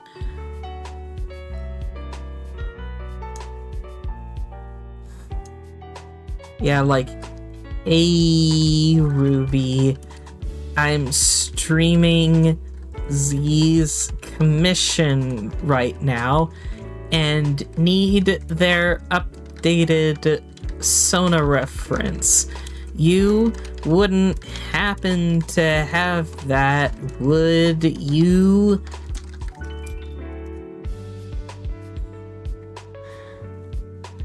Of course, it wouldn't be a me stream if there wasn't something going awry.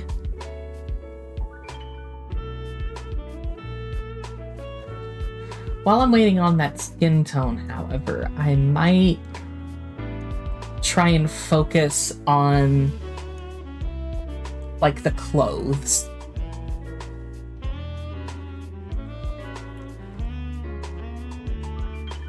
Because, like, I'm a little curious.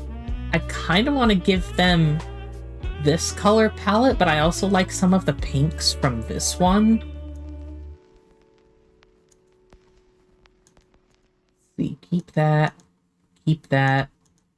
Make these two go away. Move this over here.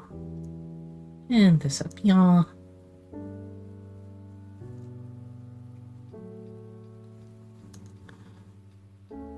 Alright, Ruby said give me a sec. So hopefully he'll be able to get that shortly.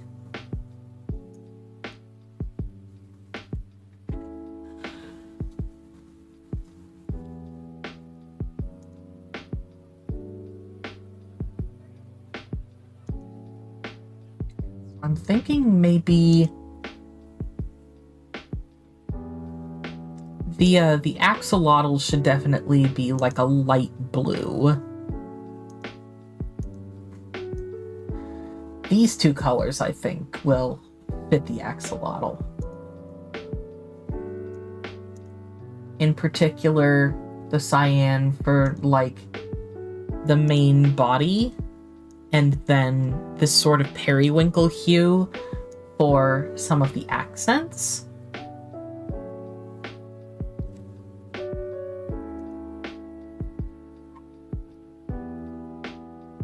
such as the frills.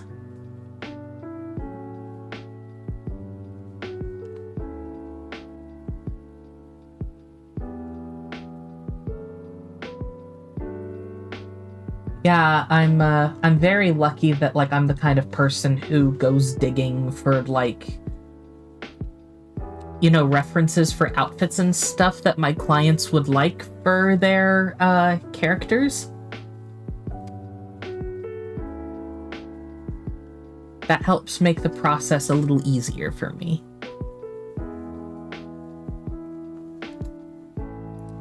And for the client too, because then I don't have to go up and be like, hey, what kind of color palette do you want? And they go like,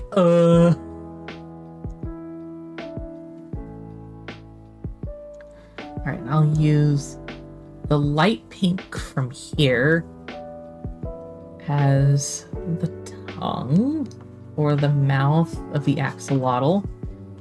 Obviously, the eye shine has to be white.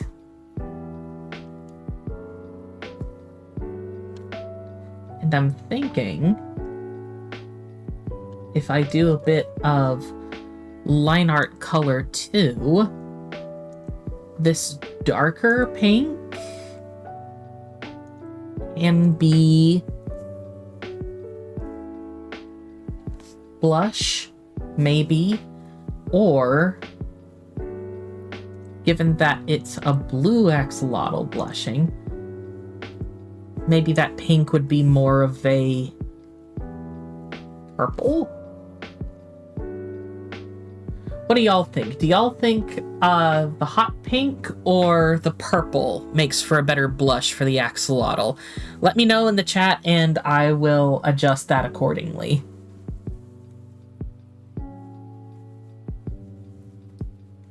In the meantime, I'm gonna get started on the sweater, which I think should be this color, this sort of nice soft blue.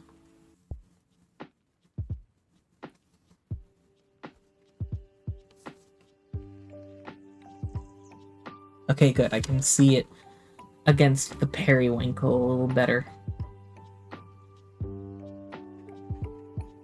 I was worried that they would blend in too much for me to see the difference, but it's fine. I can see it.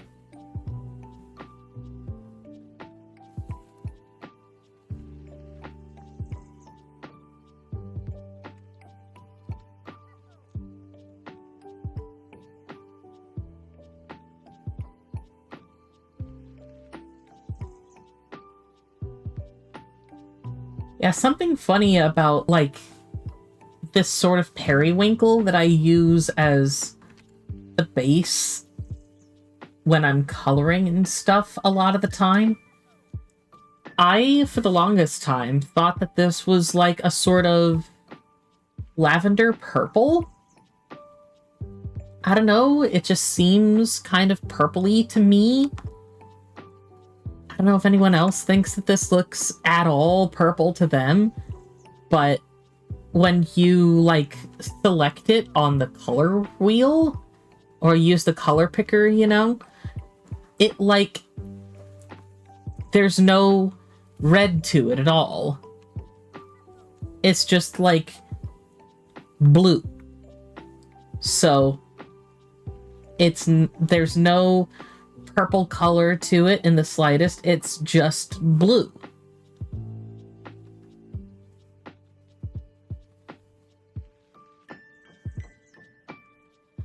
Now you might be wondering what all I'm doing here, just coloring the outlines. Trust the process.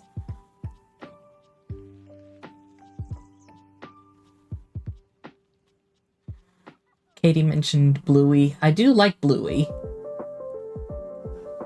I like it quite a bit, and I'm glad that, if I remember correctly, you can watch the episodes on, like, YouTube for free.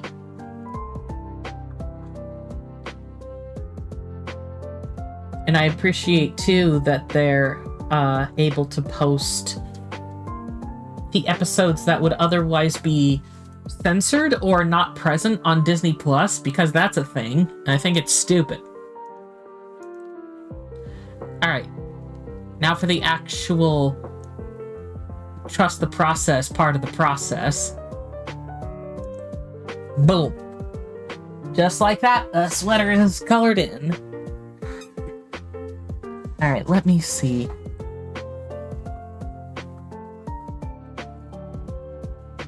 Alright, Katie said purple, pink. So it looks like more votes for the purple as far as like the axolotl's blush. So purple it is.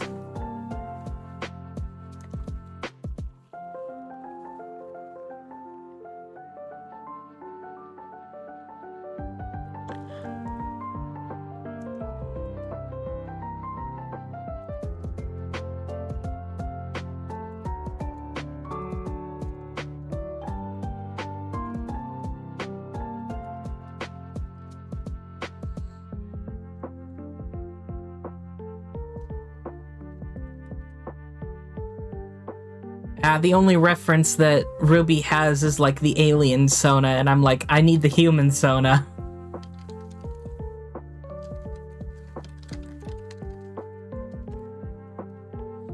Let's see, the only other thing I can do would be to take to my Discord server and use the search function there. I hope I'll find something. Okay, so from...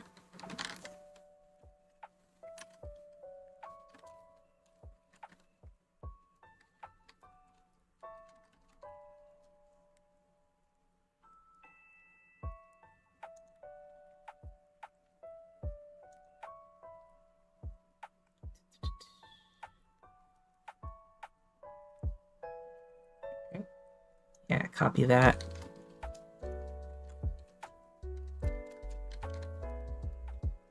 In art.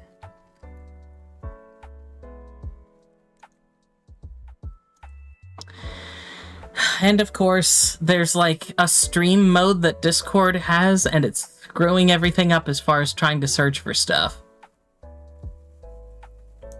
Let me just see if I can turn off streamer mode. Because, like, when do I ever show Discord on stream anyway? Just because I'm on it right now doesn't mean that y'all can see it. There we go. In art as image.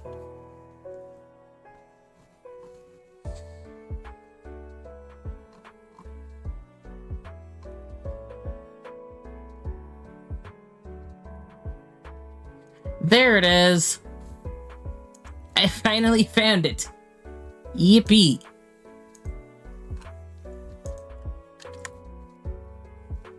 I was hoping I wouldn't have to do that just because it's like kind of a hassle to dig through Discord on stream.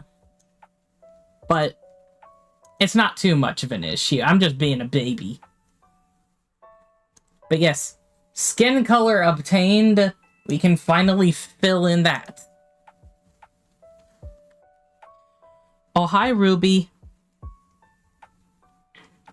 There you are, Z. As you can see, I've made a good bit of progress so far. As you can see, my art style also has been like changing to include fingernails. If you want me to color those at all, feel free to let me know. Otherwise, I'm just gonna leave them flesh colored. But yeah, I had to go digging for your human Sona so I wouldn't accidentally whitewash your character.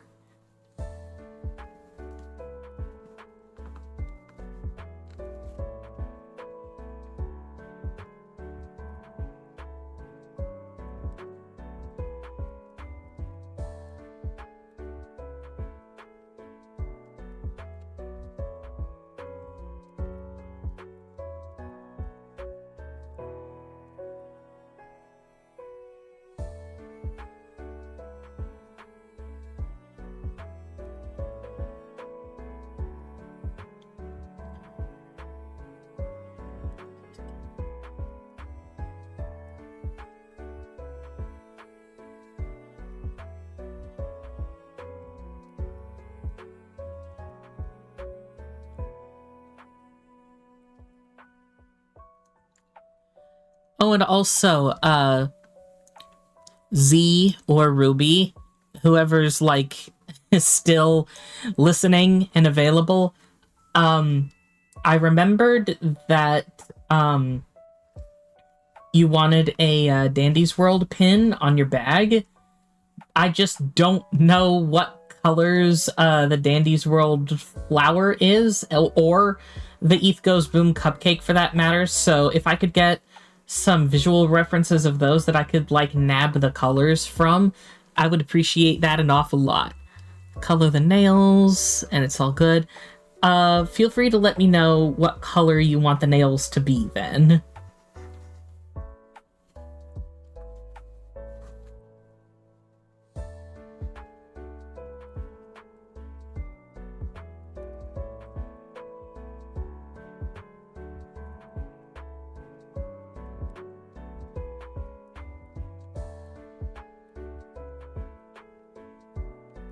But yeah, in addition to finishing this commission, I'm hoping to be able to stream more in the coming weeks and be able to work on the commissions I got from Sakon.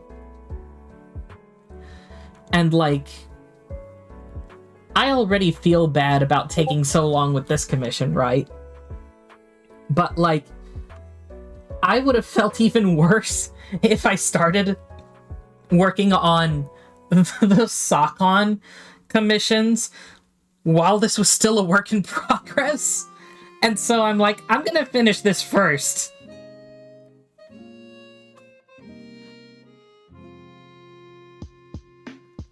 Commission 4Z is #1 priority. I know they're not mad, but I'm just like, I'm just continuously kicking myself for taking so long on this commission. I didn't mean for it to.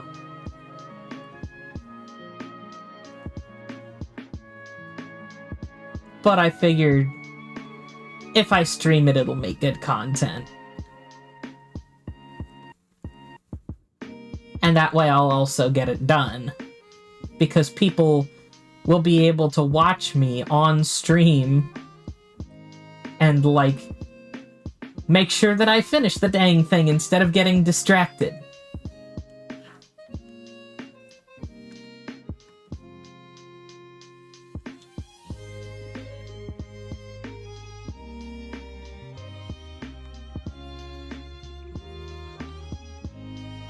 Instead of TV time, it's stream time. And to be specific right now, instead of TV time, it's ZZ time.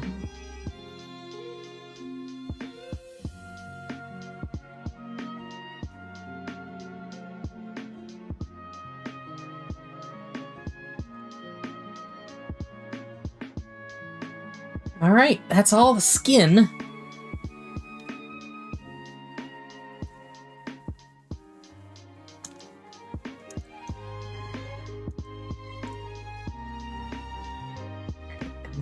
Hair. I'm gonna start out with this color and get this filled in.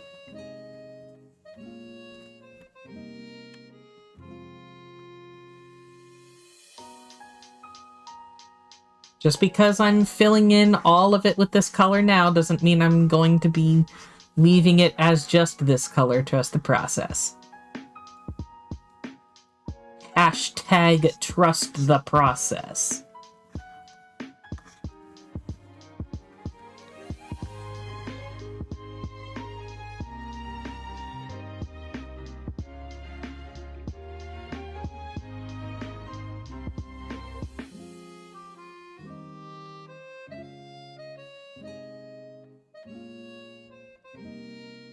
Alright, and just to be sure about this, Z, I'm gonna show you the pins on the bag again. You let me know if there's any of these that you want to be different. I've got the ETH Goes Boom cupcake right there, a red heart that's going to be for, like, Undertale Deltarune, Sun and Moon pin, Witty pin, Ginger Brave doing the classic angry face meme, and the Dandy's World flower. If there's any of those that you want different, or like maybe one other pin that I could squeeze in there, you feel free to let me know.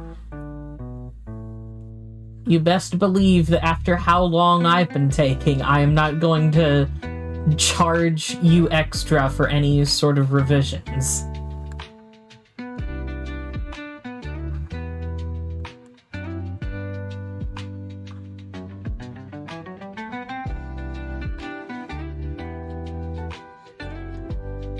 Would you mind sending me a picture of that hat then? Because I do not know what it looks like. I did try asking the chat earlier, like, what some of those pins that you asked for were, and I got, like, you know, good explanation about, like, the Dandy's World flower. I still don't have the colors for it. I think Ruby might have already sent me the colors for it. I just haven't looked yet. But for sure, I haven't gotten any sort of, you know, explanation for the hat from SMG4.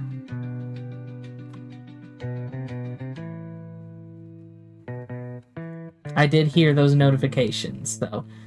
I will look momentarily. Maybe bring those pictures in here.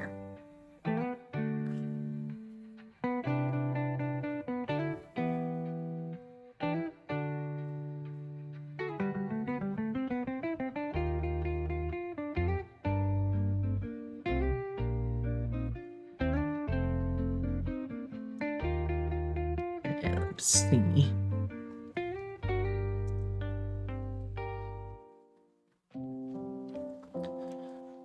Ooh, let's see. I think I'm gonna see if I can squeeze in the one that Ruby sent. It might be a little bit easier for me to pull off at such a tiny, tiny, tiny size. I'm doing minuscule little pins over here. Okay, so thinking tiny bit here and a big bump. I'll probably like move this around as I need to. There's the brim.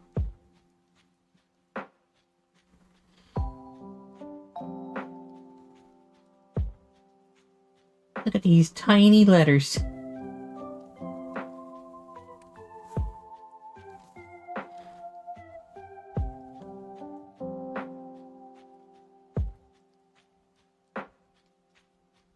Here's a G.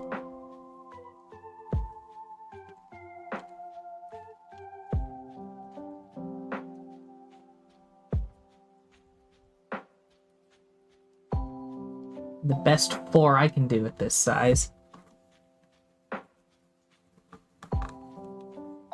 Clear out the outline underneath. I may have to move that S over a smidge.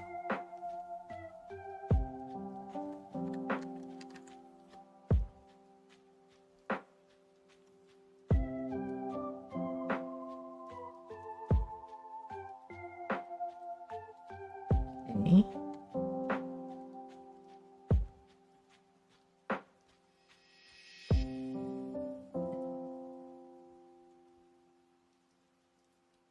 Put a circle there.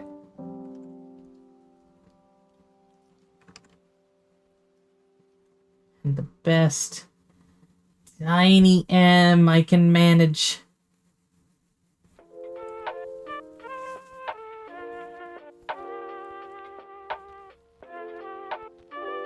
And then from the looks of things, I might have to make it even smaller.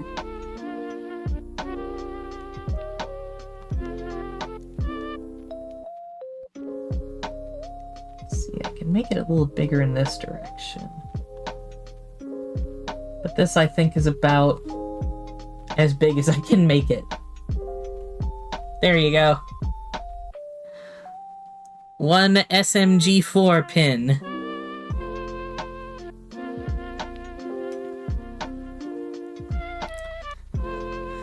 Honestly, Katie, I'm in the same boat about not simping for Tenna. As a matter of fact,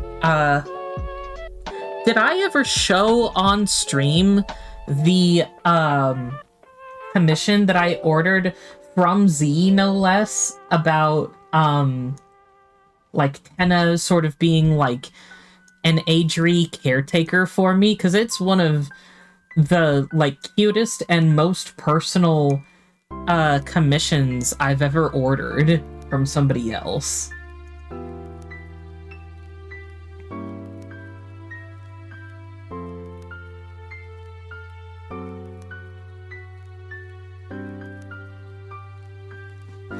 Also, I think that, Katie was just referencing that one stupid commenter, Z. I don't think that Katie was serious. I think they were just making a reference.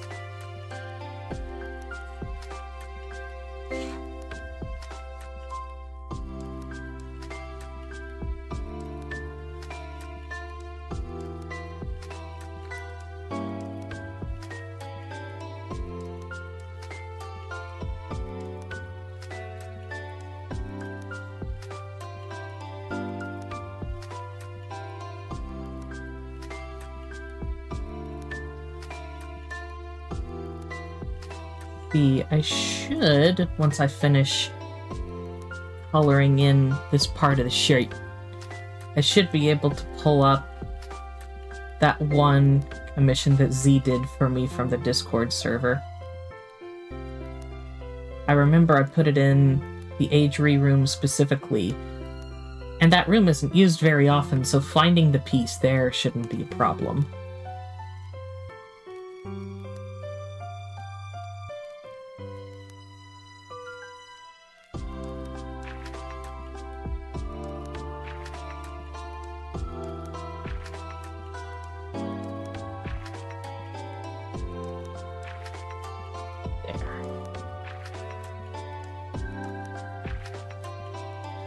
Alright, let me go find that art piece real quick.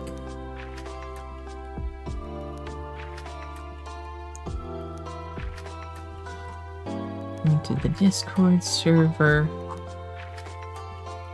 And sure enough, there it is, just after a tiny bit of scrolling. Copy.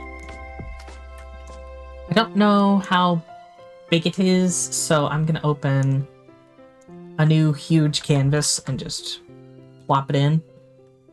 But this is the piece, and I'm going to read from the Discord server here after I take a sip of water what the meaning of everything is to me, because there's like a surprisingly large amount of meaning in this simple picture. So just give me a second to take a sip and I will explain.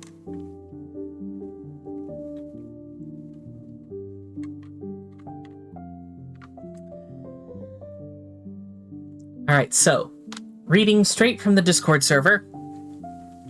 While I was growing up, CRT TVs like Tenna were what everyone had. No plasma screens or flat screens or any of the usual modern TVs, so when Tenna came around, I recognized that CRT glow. But there was also another TV glow I wanted to include this in this piece, one that I didn't actually know of when I was that young, but still glowed in me anyways. If you look at the colors of Tenna's face there, you might realize what that other glow is. And that's another thing, Tenna's face. You'll probably notice that's not Tenna's canon face, and you're right. Those eyes and mouth are those of the 90s/2000s Nick Jr. era mascot face. Nick Jr. was my primary channel of choice when I was a young child. Before there was Cartoon Network, before there was the Disney Channel, Nick Jr. was the first and most important channel of my childhood. So subtle as it is, Tenna is showing tiny me, using a face I recognize as a friend, a light that is a part of me, all while holding Tiny in a safe and attentive way. This might sound sad, but I don't view it that way. Old TV helped raise me, so Tiny looks at stuff like that and goes, that's a caregiver, that's my babysitters, my teachers, my friends, my family. And that is the meaning of this piece. And that's why it's so personal to me, and I love it so much.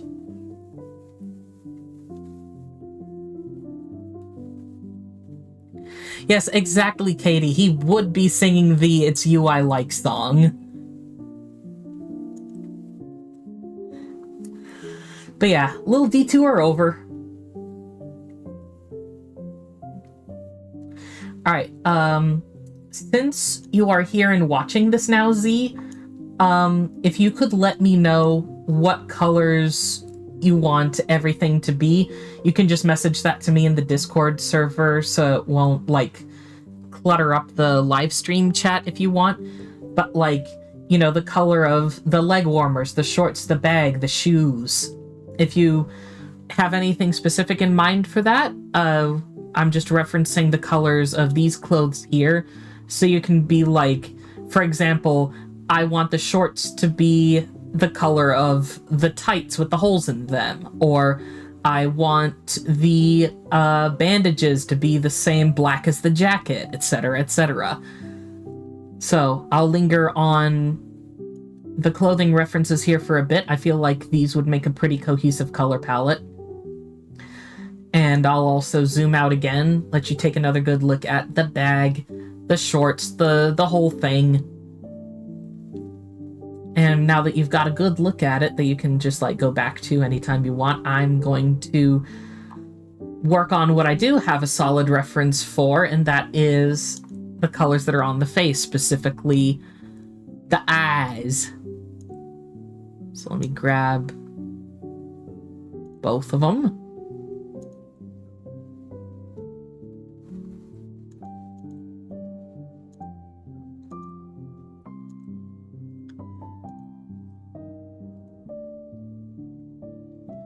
You heard the Sleepy Time Jupiter music? That's weird. That's not a part of my lo-fi mix. Matter of fact, I think I remember trying to look up and see if there was a lo-fi version of the Jupiter music, and I don't think there's one that exists.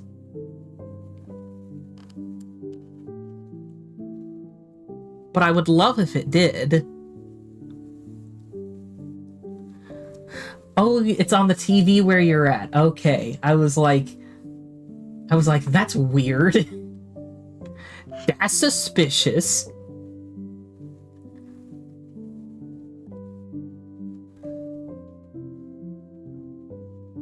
Here we go.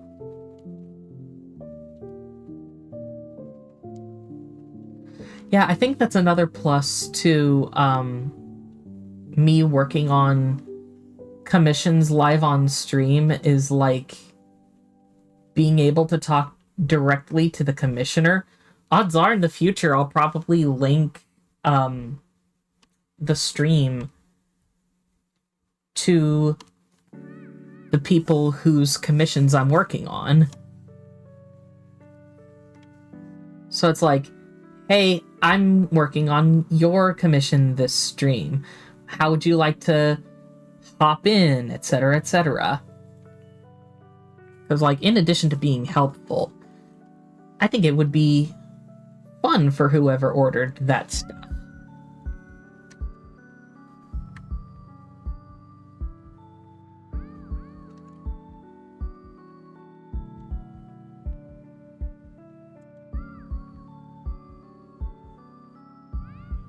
Oh, they made a storybook of it?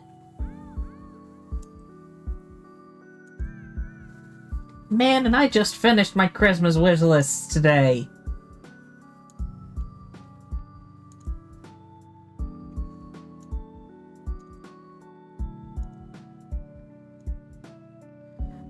Huh, that's interesting. This darker purple is, like, more blue than I expected.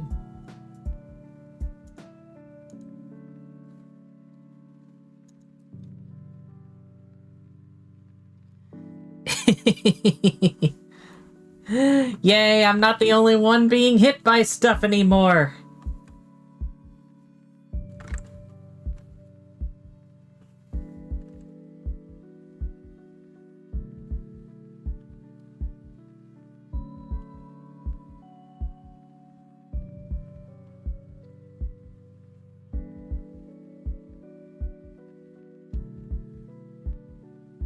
What is wrong with you? Why are you blue?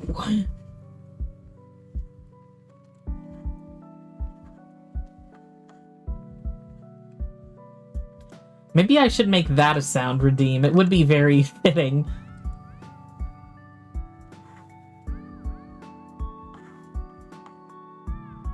You know, I've heard people say in the past, though, say to me at least, that, like, whenever I'm playing a video game and, like, the character that I'm playing is customizable and I leave their skin as, like, the default kind of, like, white color, people have told me that my avatar looks weird when it's white.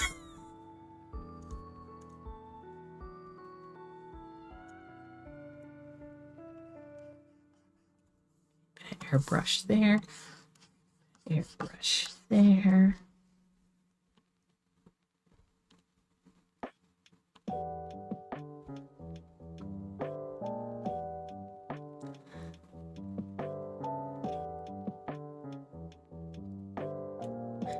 Oh, hi, Wildcat Studios. Sorry I didn't acknowledge you earlier. Whenever I'm drawing, I kind of focus.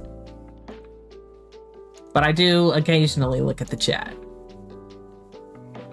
Nice to see you here. What have you been up to? Etc., etc.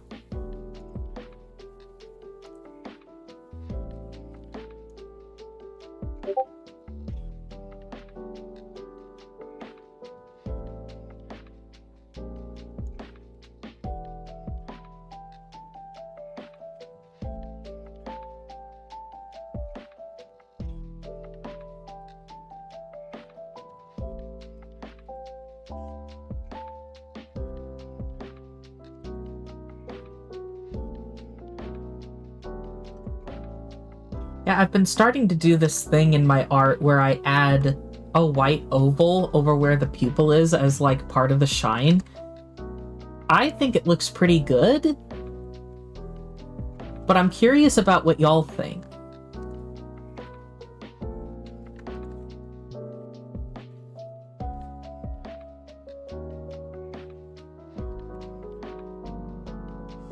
You know?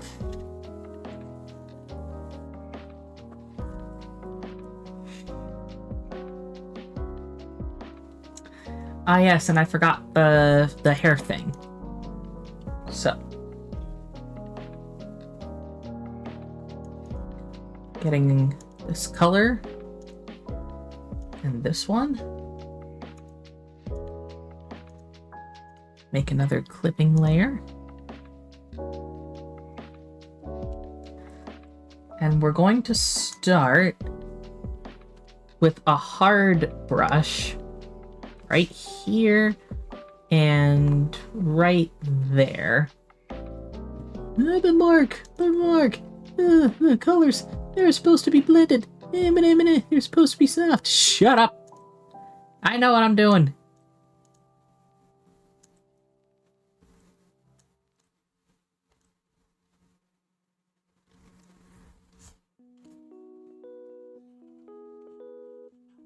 Erase here. And here.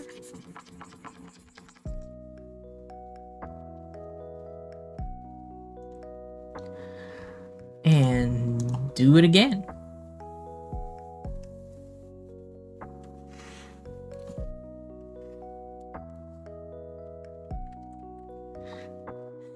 The tips of your hair is almost the same color as the axolotl hat.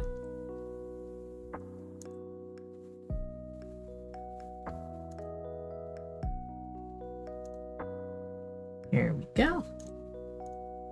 And merge. It's looking good if I do say so myself.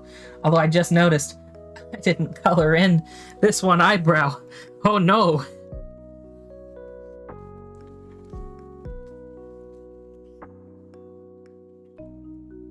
Imagine Z with flesh-colored eyebrows. Cursed.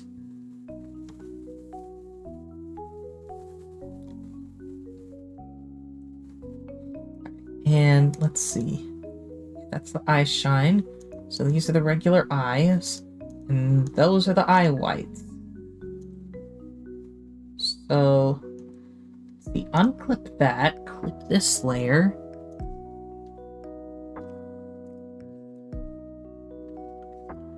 I understand that this is a flat color piece, but I like to do a tiny amount of shading in specific places. The eyes here being one of those specific places. Because it makes it pop. Like, compare this to this. I like this more.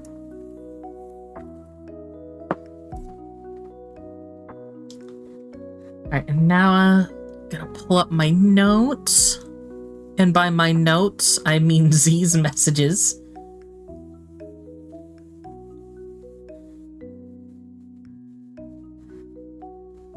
Shorts color of the tights. I predicted it. I was right.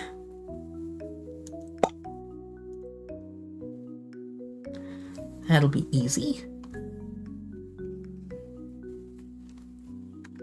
If I get a smaller brush. Keep in mind where the heck I'm coloring.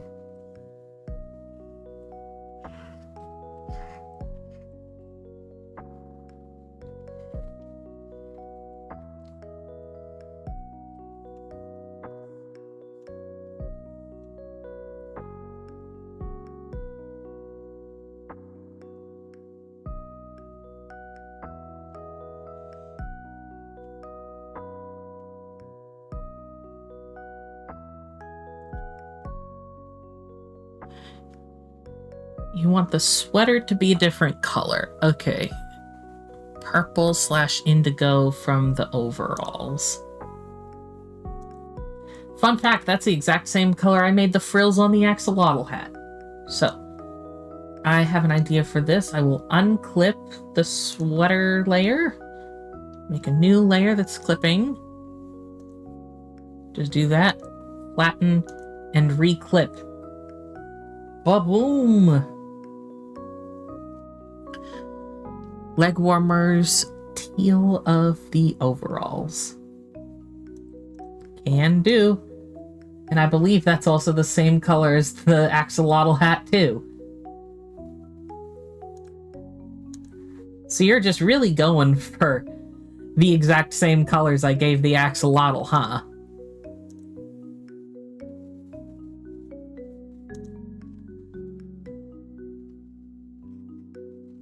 And I hope you don't mind that I've been...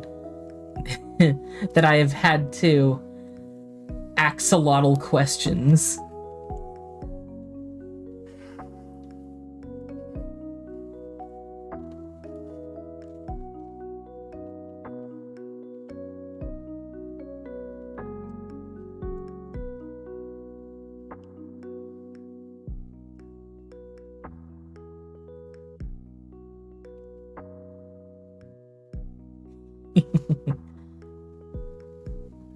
I killed the chat with my pun.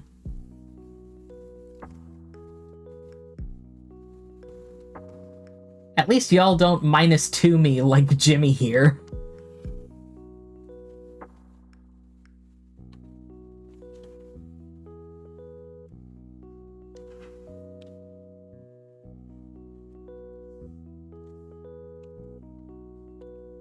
Alright, leg warmers. Nice little light blue.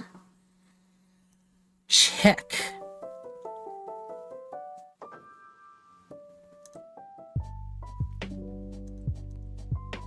The moon design of the sweater should be white. I'm gonna use this white of the shirt as a reference and then like make it a slightly different color, just like shift the hue a little bit.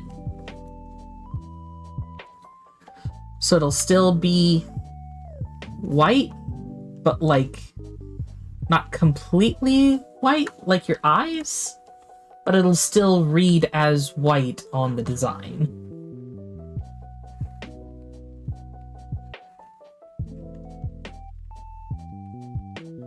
There we go. And stars on the sweater, pastel yellow. I think I'm gonna go for... I'm gonna try this pastel yellow of like the background of this piece. And if it doesn't look good, then I'll mess with it some more. That might be a bit too white. Maybe this. I think I like that a little more. Let me know if you want it paler than this, or if you have a specific pastel yellow color in mind. For now, I like it.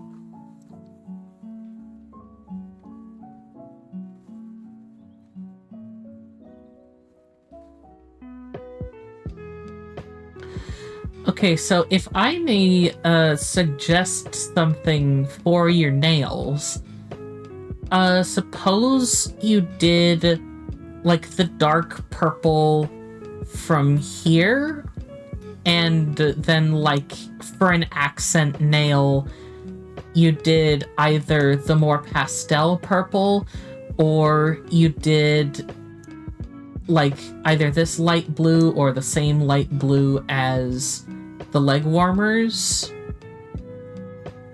or maybe even this purple over here from the overalls.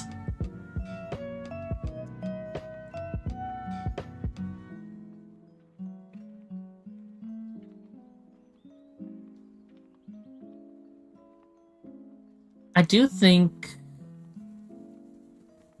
that probably this pastel purple here would be good for the star buttons on the sweater.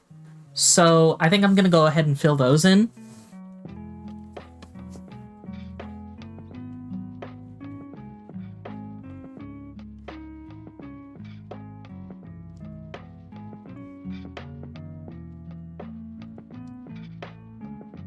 You guys want to know something funny, chat? I'm not someone who speaks a lot out loud in their day-to-day life, and I've been talking so much that I can feel my throat getting sore.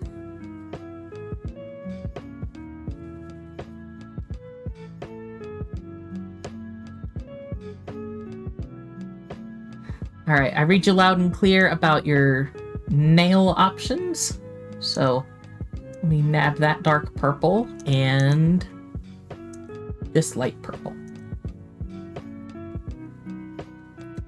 And what I've done, me personally, on my troll Sona at least, on one hand, I have most of the nails being like, you know, blue, blue, blue, green, blue.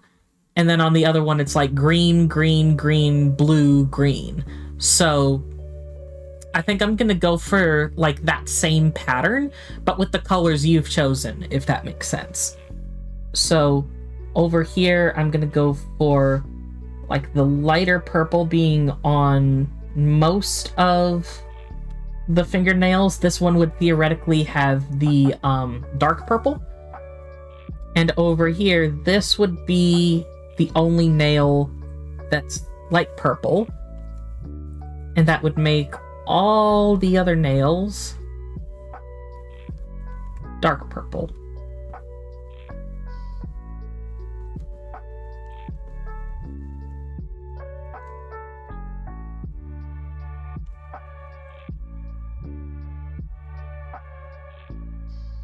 I think that looks quite nice, if I do say so myself.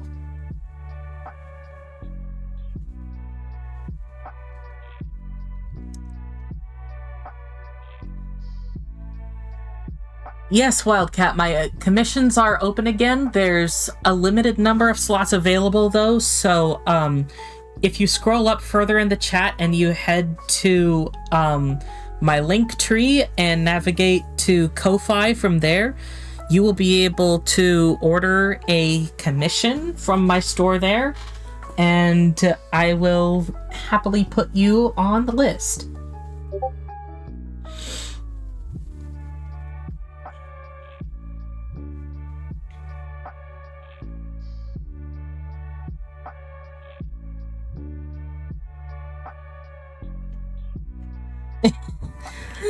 Now Jet's banging on my door because he wants to be let in, but I'm not letting you in here, Jet. You're gonna cause trouble if I let you in here during a stream. It never fails.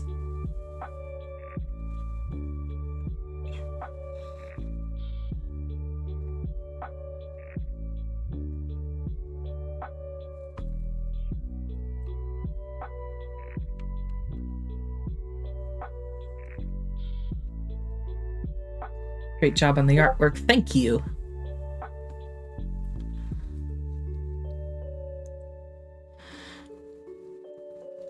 Shoes, I can use the colors from the jacket, which, funny enough, now that I'm looking at it, they're pretty similar to your hair colors, aren't they?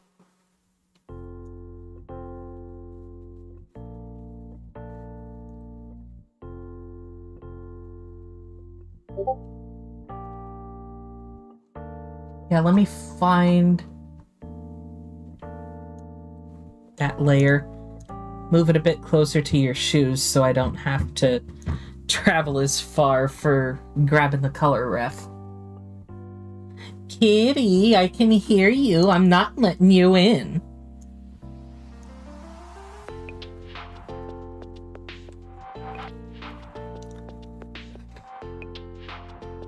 Alright, so I'm thinking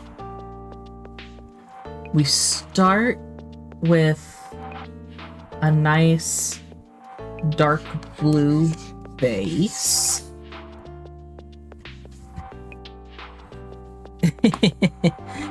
I think I might try to give Jet some treats so that he'll leave my door alone.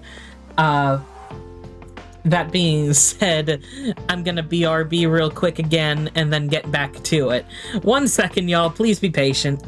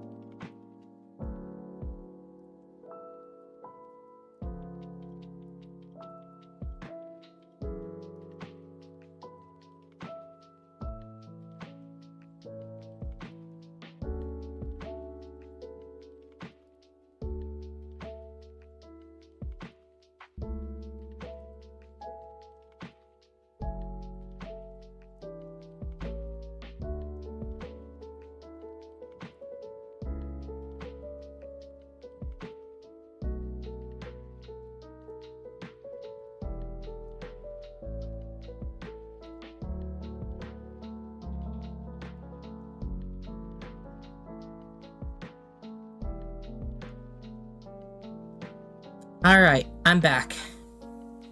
Jet is having some treats that should hopefully calm him down. And I'm ready to get back to work.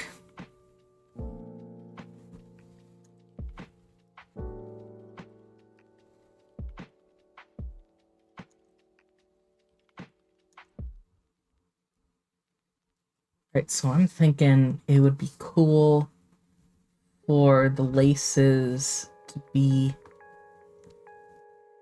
this light blue.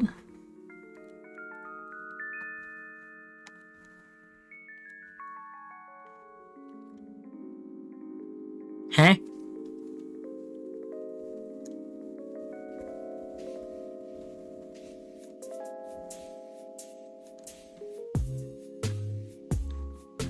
Voice mod, did you do something stupid again?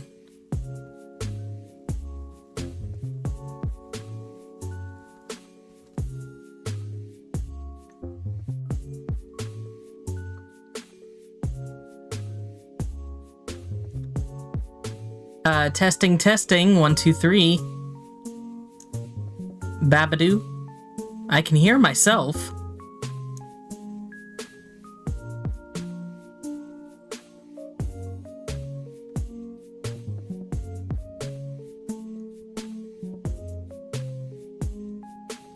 That was strange.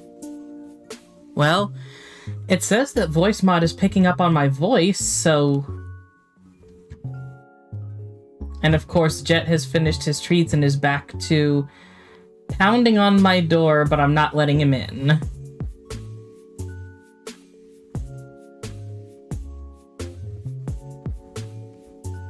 I mean, at least there wasn't a technical difficulty on my end. I would have been embarrassed about that. Please ignore the cat pounding on the door. He will go away eventually.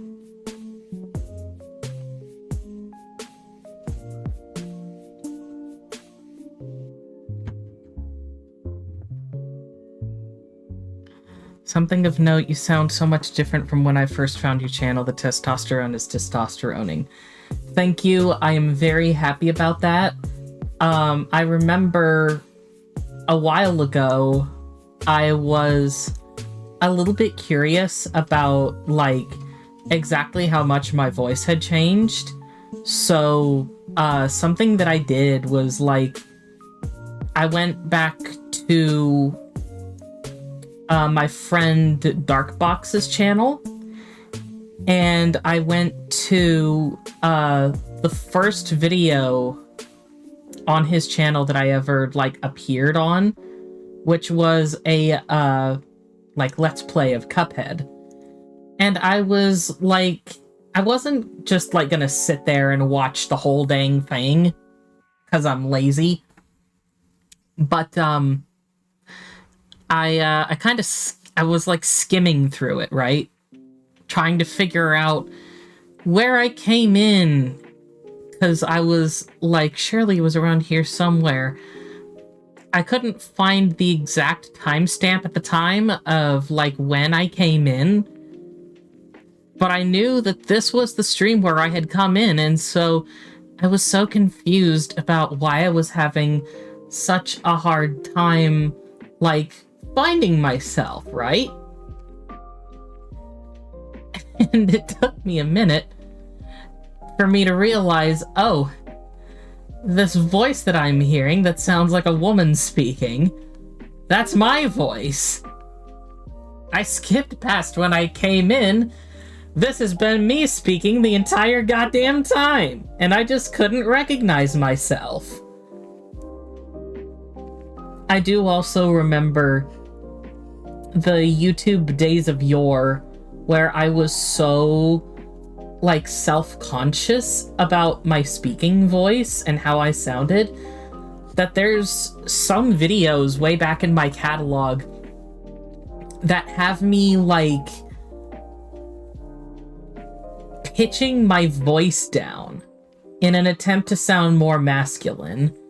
It really just wound up making the audio quality worse. But, like, when you're dysphoric to that extent, you feel like that's something you have to do to, like, help yourself pass some more. Kitty, I could hear you meowing. It's not gonna help you none.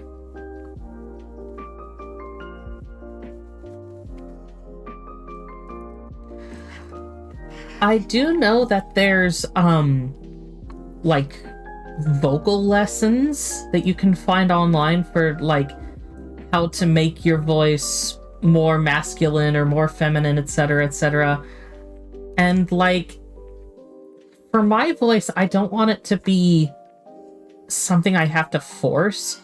Like, this is just my regular talking voice, and I don't mind if I, like, you know, do some voice acting or something that makes me change the way I speak.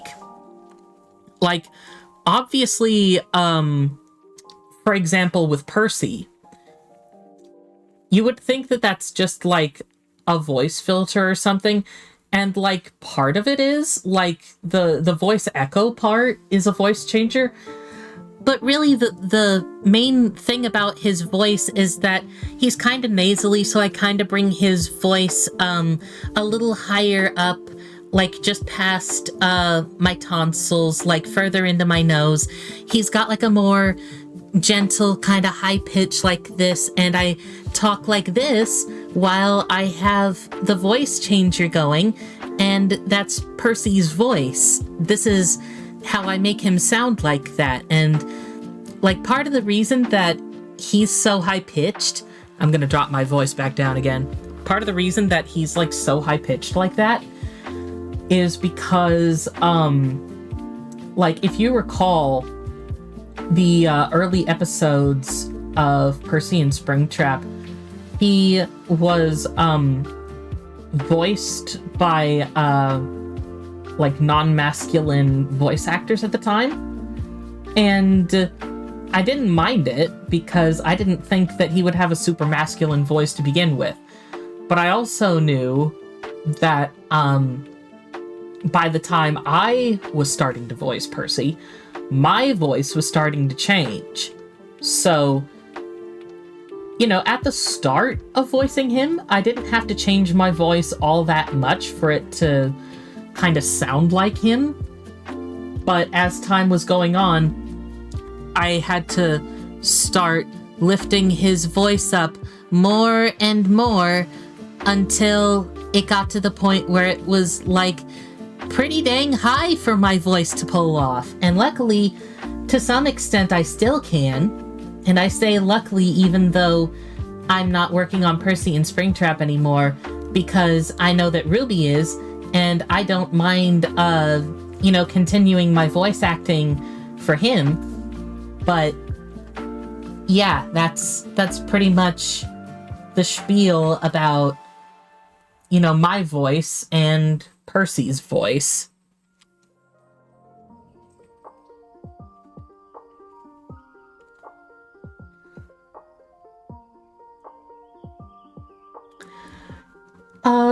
I don't think that Dark ever voiced Percy. I think he had one friend of his do it, and then somebody else. Like, it started with one person voicing Percy. Maybe he voiced Percy for like one episode after that, and I think by then I was like, hey, why don't I voice Percy? And that was where it went from there.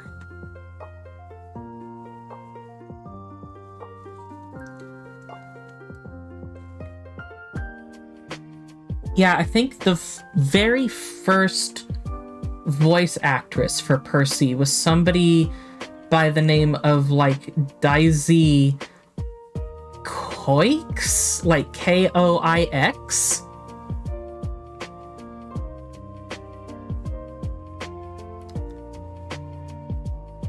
Yeah, I definitely remember doing the I'm in love with you, Springtrap. I remember doing that.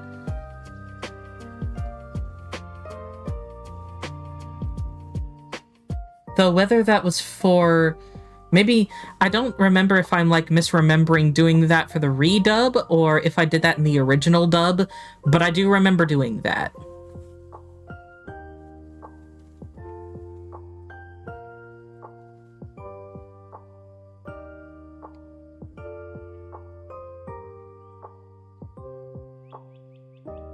Alright, since the shoes are like that nice dark color too, for the sake of balance, I think I'll also make the bag the same color.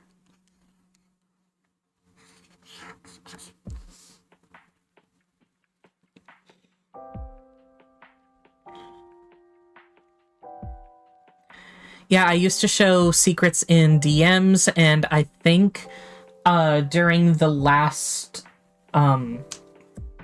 anniversary live stream, I shared some of those secrets with the audience as well.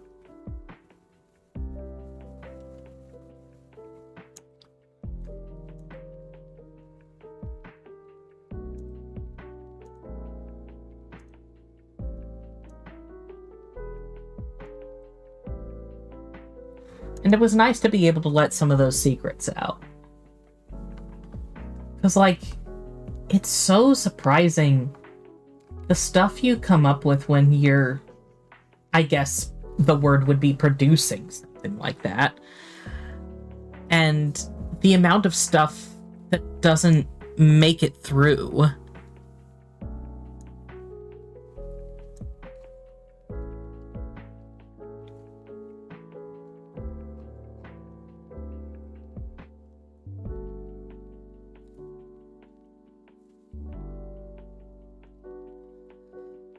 Alright, Ruby, I don't know if you're still here, but if you are, I think I would also appreciate being sent a visual reference of the ETH Goes Boom cupcake, because I don't know what the color palette for that is either.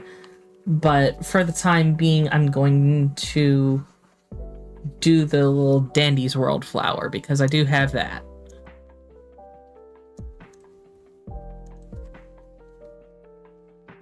Thankfully, I do have, like, a second monitor, so some of the references I can just keep on my second monitor. As you can see, there's some references that I choose to, like, bring into the canvas. But unless I'm going to be using them frequently, I tend to prefer not to do that if I can help it. Just so I can, like, save a few extra layers on the piece, I suppose.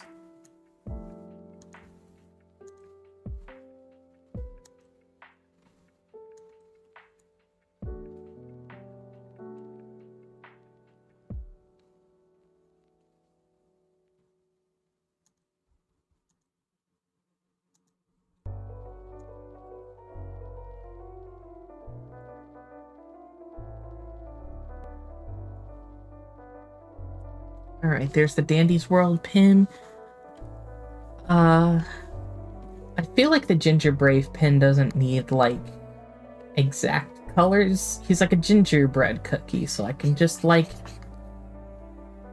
color him in with what I know works for a gingerbread cookie. Speaking of Cookie Run Kingdom, I want to try to stream that again, and I've found a potential way of doing that without lagging my computer to hell and back like the first time I tried it.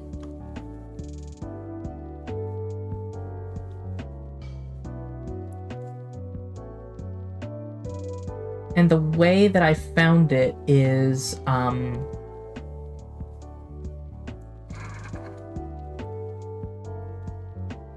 there's a way to cast what's going on your phone screen to your computer. And so I've tested that. Not on a stream, but I've like tested how it runs with OBS. And I didn't get any lag during the test. So I'm hoping that means if I try to stream Cookie Run Kingdom again, that it won't be a huge, big issue.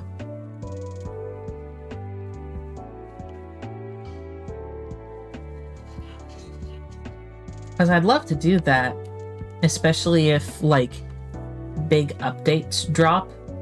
And speaking of big updates for Cookie Run Kingdom, how are y'all feeling about Silent Salt Cookie? Because I think he quickly became one of my favorites. And, like, don't get me wrong, I love, like, Shadow Milk Cookie, and especially the ship dynamic of, Shadow Milk and Pure Vanilla. But something about Silent Salt's story just grabbed me and, like, got me to the point where I'm like, okay, I think this is my favorite Beast Cookie now.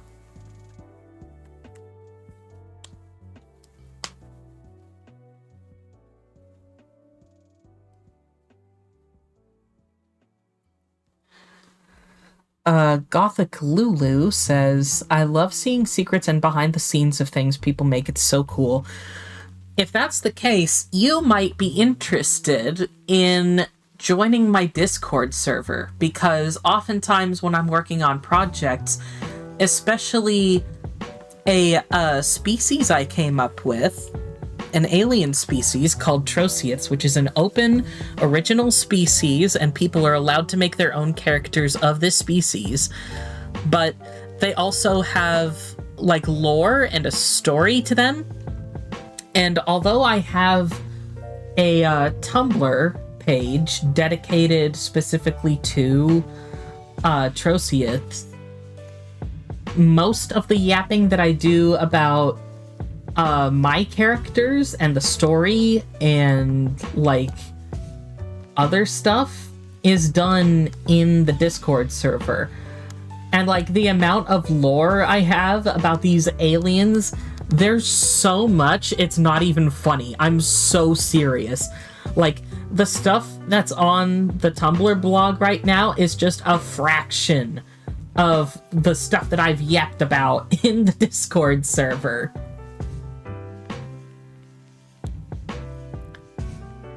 Oh, you are in my Discord server. Ew. I just get kind of confused when the usernames aren't the same. Sorry.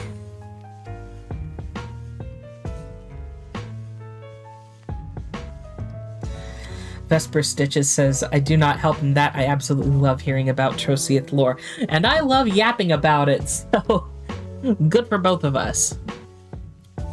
Alright, I think that Ruby is probably AFK, so I'm just going to look up really quick what sort of colors I need for the Ethos Boom Cupcake.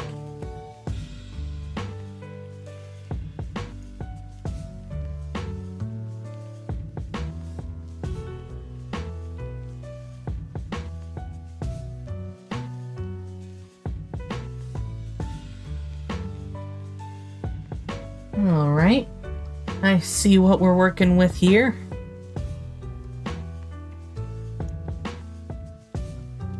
So it looks like it's kind of a pastel yellow frosting.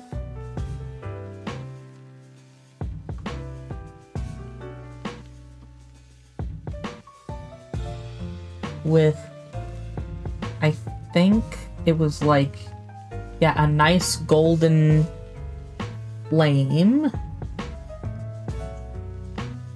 A white candle. There's not a chance I'm adding the stripes to it.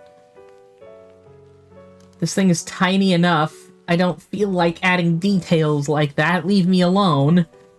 Leave me alone, Freddie Mercury. You're supposed to be dead. Black eyes.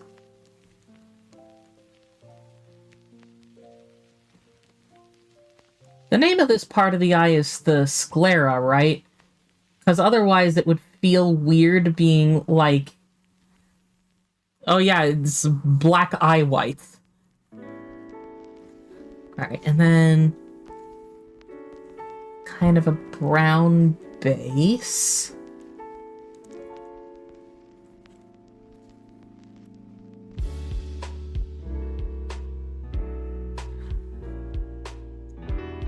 Vesper says, will gladly listen to your yapping. I still need to draw my Troceath I adopted from Mark again. The crummy ship art between my Among Us OC and that squid is old.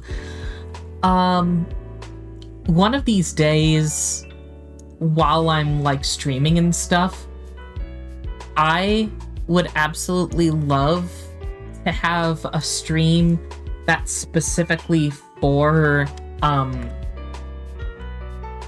like, Troceath talk. Because, like, the lore video that I made, I think is pretty old now. And that's not to say that anything in it is invalid, but, like, I feel like it would be an awful big amount of work to, like, make more, like, Troceath videos with, like, editing and scripts and things like that. And as fun as that would be for others, I feel like I would rather just, like, talk about it live, and that way I would be able to also, like, answer questions live, or, you know, promote different things about the Troceaths. Like I mentioned, the Tumblr blog is a thing, and I have adoptables in the works. And it might carry the discussion more naturally, like, you know, I answer one question and that makes somebody curious about something else about the Troceaths, and I would be able to answer that too. So, yeah, just like general, like Troceath discussion stream sounds like it would be quite fun to me. I just really hope that I can, like, draw a bigger audience for those things. 'Cause, like, I love that you guys in my server enjoy it. And I love that, like, some of my friends enjoy it too, especially Sierra, because, like, as per usual, she is incredible at helping me come up with, like, lore bits. Nudge, nudge, wink, wink, fam.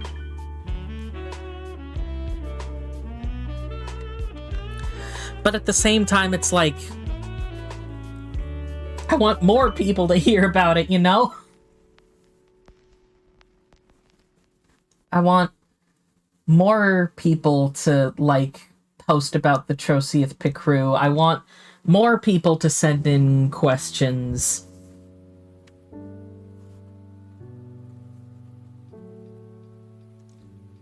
I want more people to express their interest, etc., etc.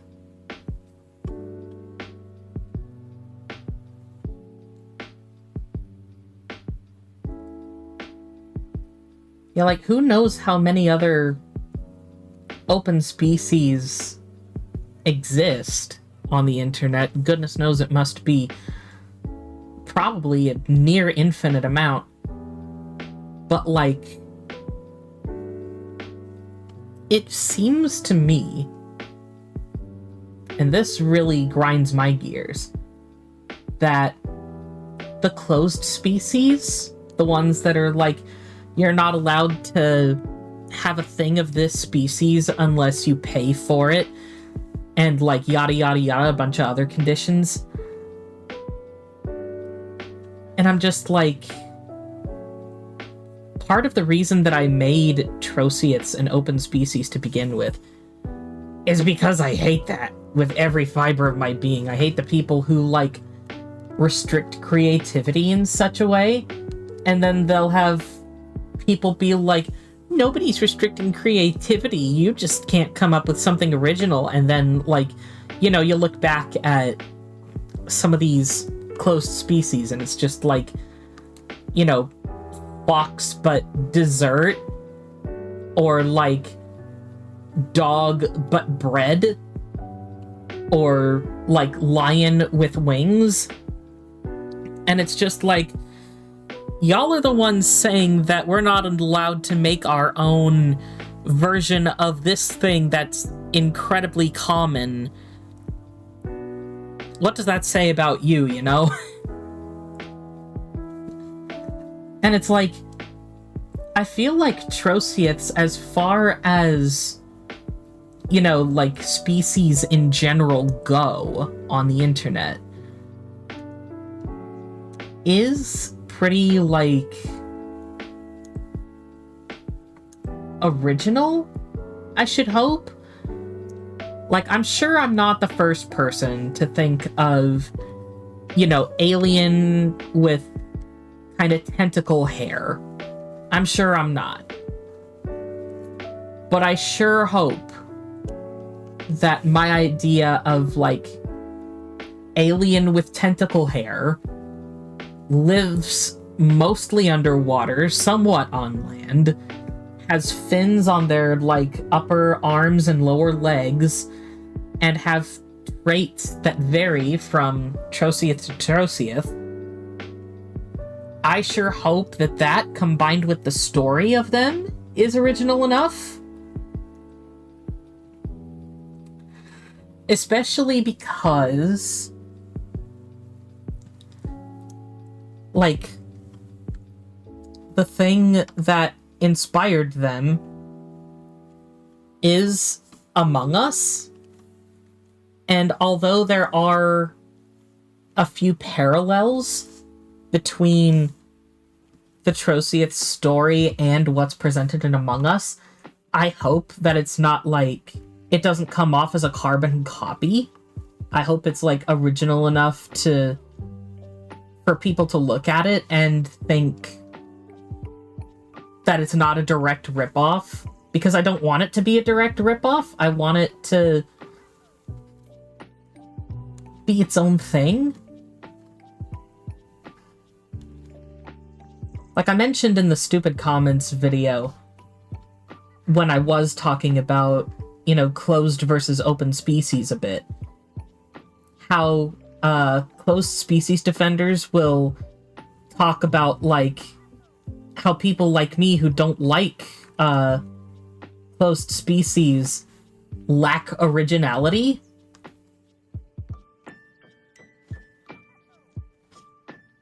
And how, like, when I made the Troceath, I didn't just, like, slap tendrils onto the little bean guys and call it a day.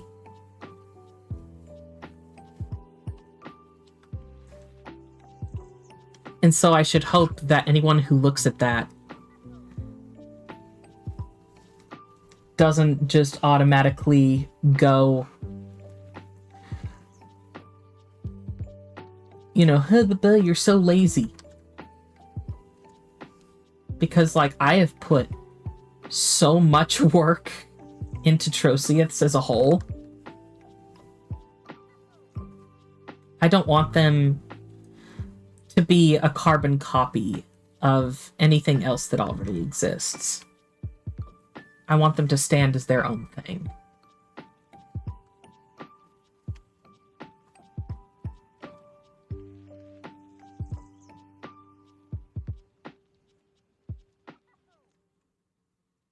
And like I said, I also just want for people to like them enough that, you know, word of mouth gets around, and maybe maybe I get, like, a tiny fandom. I don't want something that's, like, you know, super big. If it ever does get super big, I wouldn't, you know, look at that and go, oh, it's too much. I think I want to abandon this. But at the same time, I don't want to, you know, ask for too much.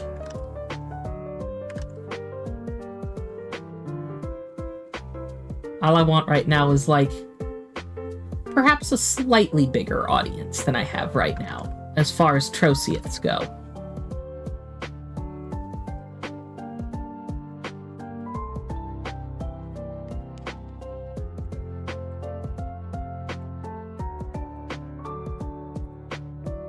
And I know that I did, like, make a video earlier this year in preparation for Art Fight, where I was like, hey, if you want a guaranteed attack from me, make a Troceith OC and put it on your profile.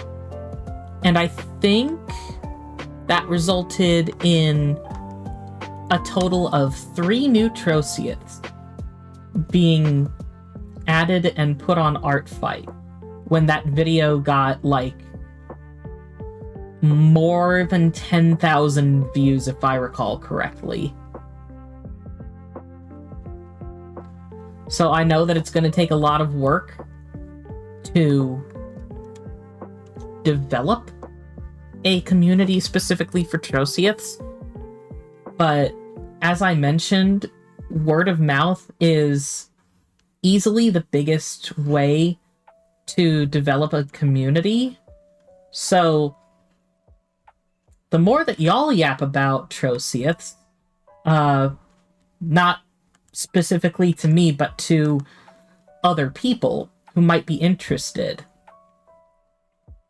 and the more that, like, the content on the blog is reblogged and shared around, and the more that people, for example, see the Picrew and go, huh, I want to make something like that. That is word of mouth. And that would help exponentially to grow the Troceith audience.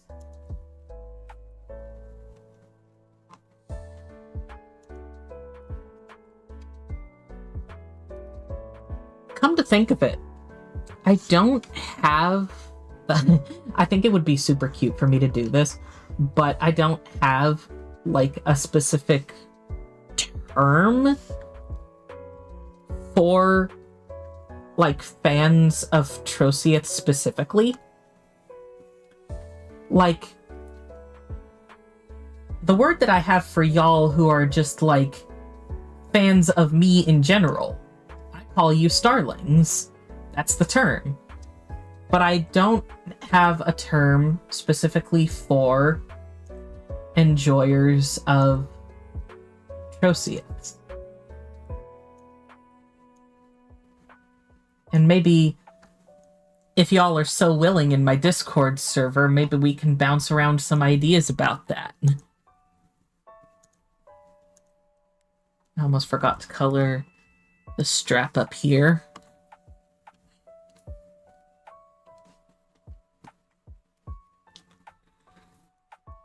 Alright, what layer are the stars on? There we are. I'm thinking I might change the color of those stars to the yellow that I used for sun over there. So, 1, 2. Slightly different, but still makes a difference.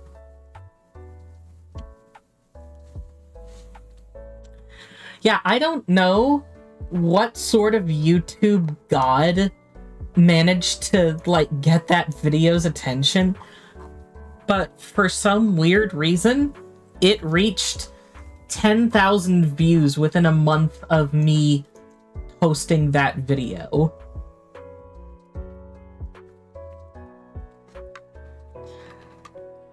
And it's like, I made a follow-up video thinking that, like, hey, maybe it's videos about Art Fight specifically that managed to get the YouTube algorithm's attention. So I made a follow-up video about my art fight and how some of the characters still had yet to get any attacks in an effort to, you know, get more attacks.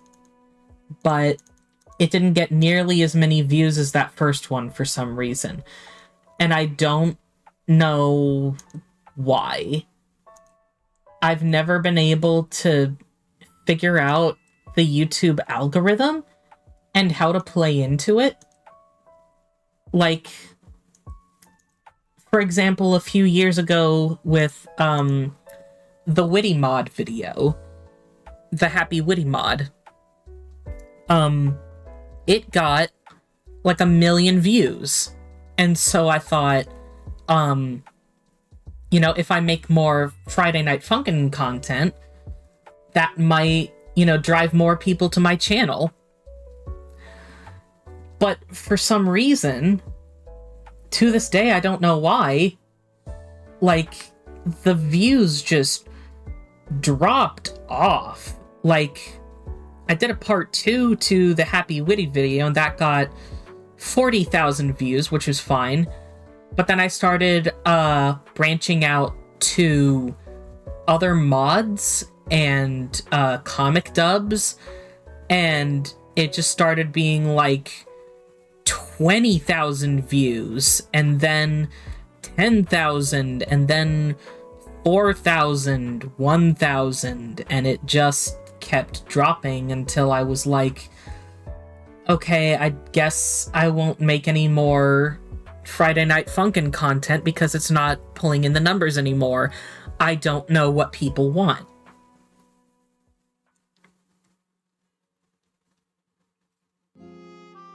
And I agree, Marcelo is a cute ship, but I do think I prefer Witty X Mark, which I don't really have a ship name for.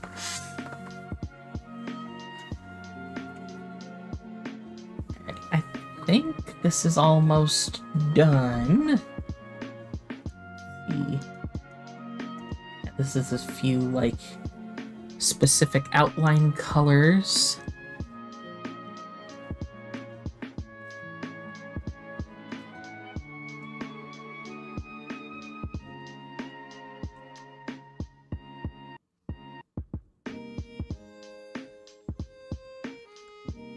Yeah, I think I prefer that.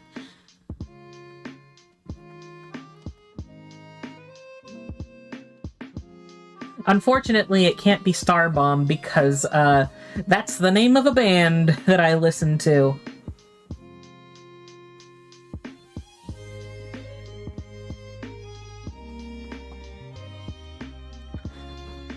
I kind of like Space Bomb.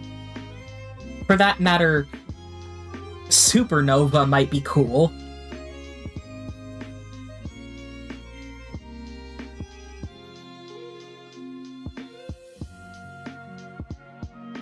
But yeah, it's just like, I've never been good at navigating the YouTube algorithm, what people want, what I should post. I've tried, and like, it tends to work for a little while, but then my views tend to just drop back down to nothing, and I'm thinking, just given the way that, like, you know, I post content sparingly because I don't want to rush my art, I feel like that has kind of made YouTube go, this isn't really a channel worth putting into the algorithm because I'm not posting all the time. But, like, no matter what I make, I want it to be good more than anything. I don't want it to be rushed. I don't want it to be, like, brain rot or something like that. I want it to be stuff that I care about and stuff that others will care about too, even if they don't care about it immediately. Also, once again, trust the process here.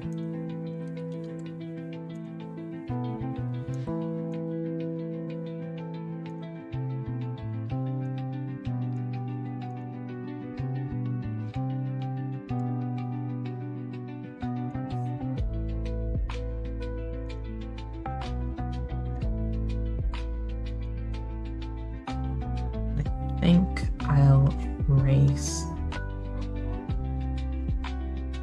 up here. This is just a way for me to get automatically colored line art.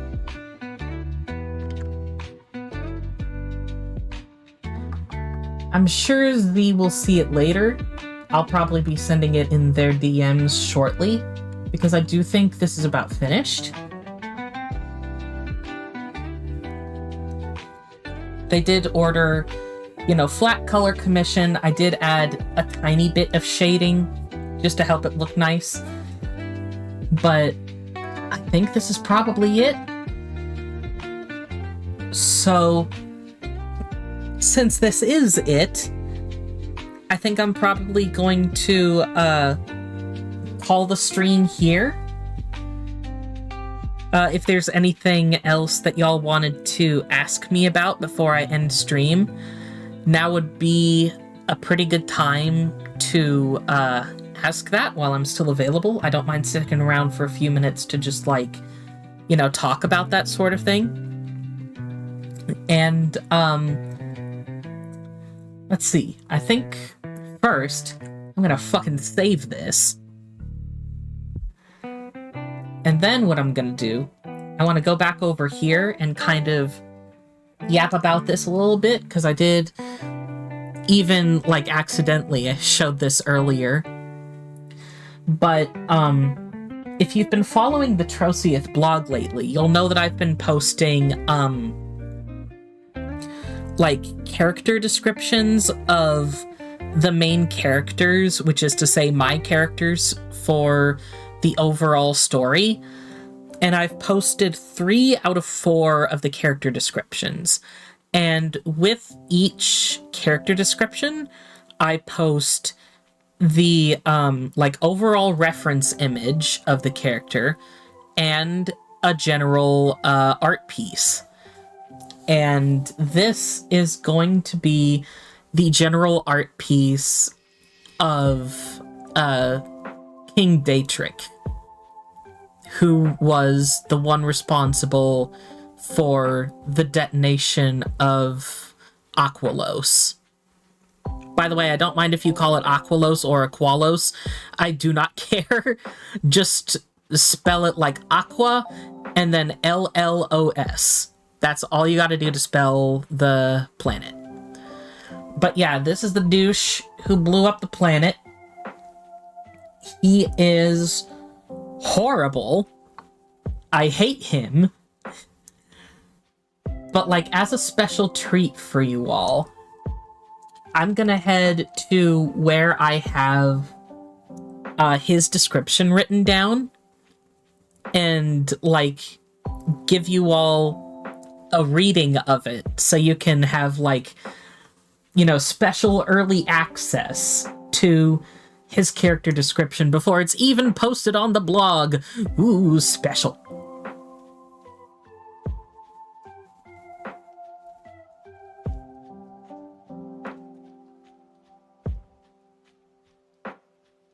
Alright, it's loading. I'm gonna take a quick sip.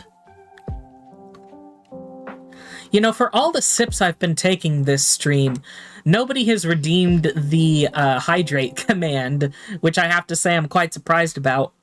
But from now on, if anyone redeems the hydrate command, it's not just a command for me, it's a command for all the rest of you. So, hydrate yourselves. Drink water.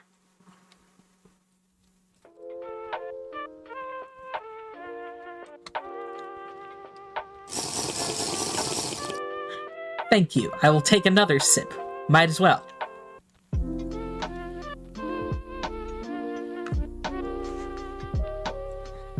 Of course, that would be the thing that brings you back to the chat, Caden. Alright, here we go. I'm gonna read to you all the character description for Dietrich Syphilo. Here we go.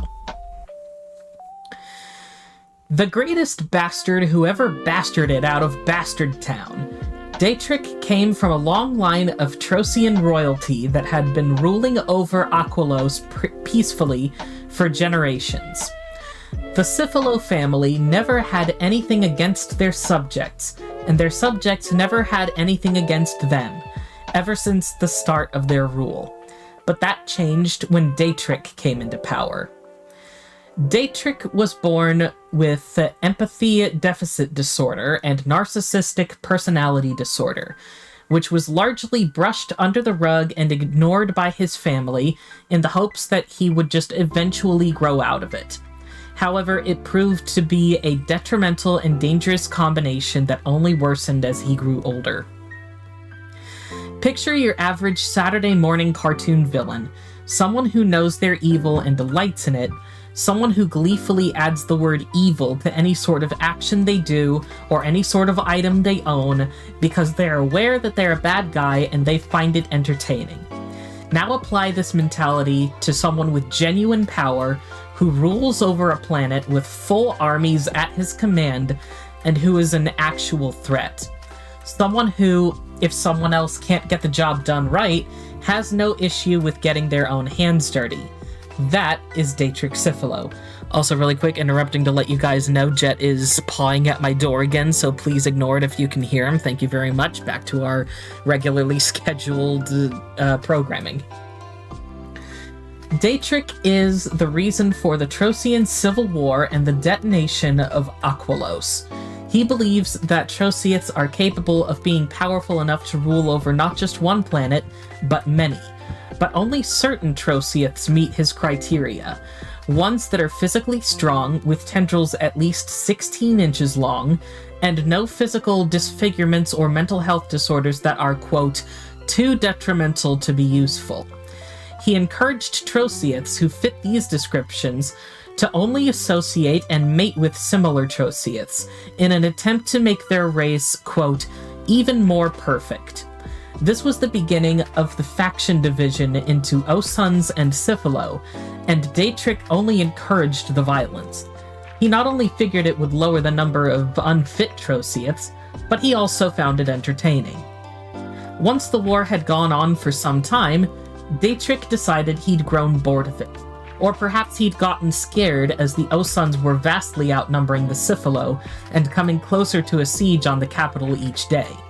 So, when a large rocket capable of holding hundreds of thousands of Trociots that he'd commissioned, read threatened into being built, was finished, Dietrich loaded his family, friends, closest allies, his armies, and other noteworthy Syphilo sympathizers onto it.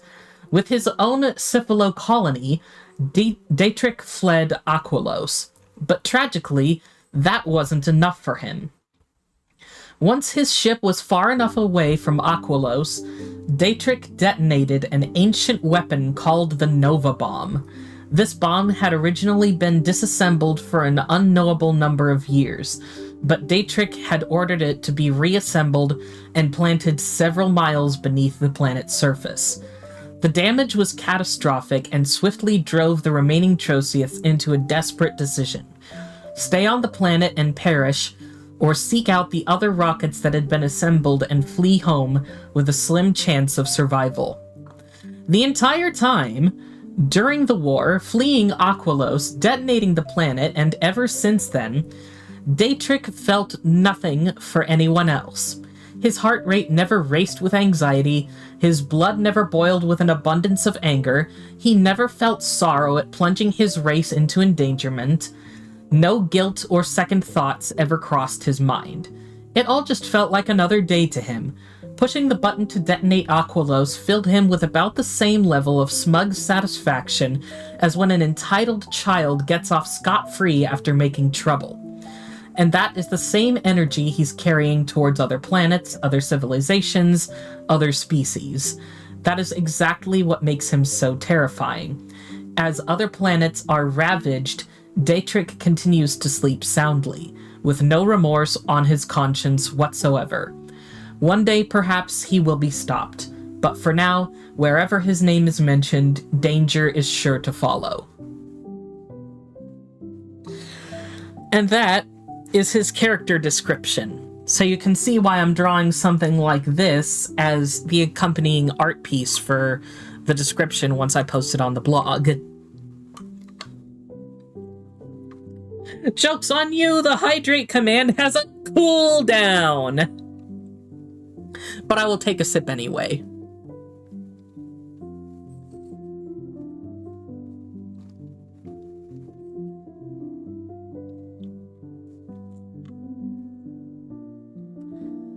Alright, so, yes, keep your eyes out on the Trocieth blog, and, in general, just, like, my socials and stuff, because I do enjoy posting. I'm hoping to stream more often to get some more commissions done, especially since, like I mentioned, I got a good number of orders from Ko-Fi during SawCon. And, yeah, I hope to have more of a presence here in the coming weeks.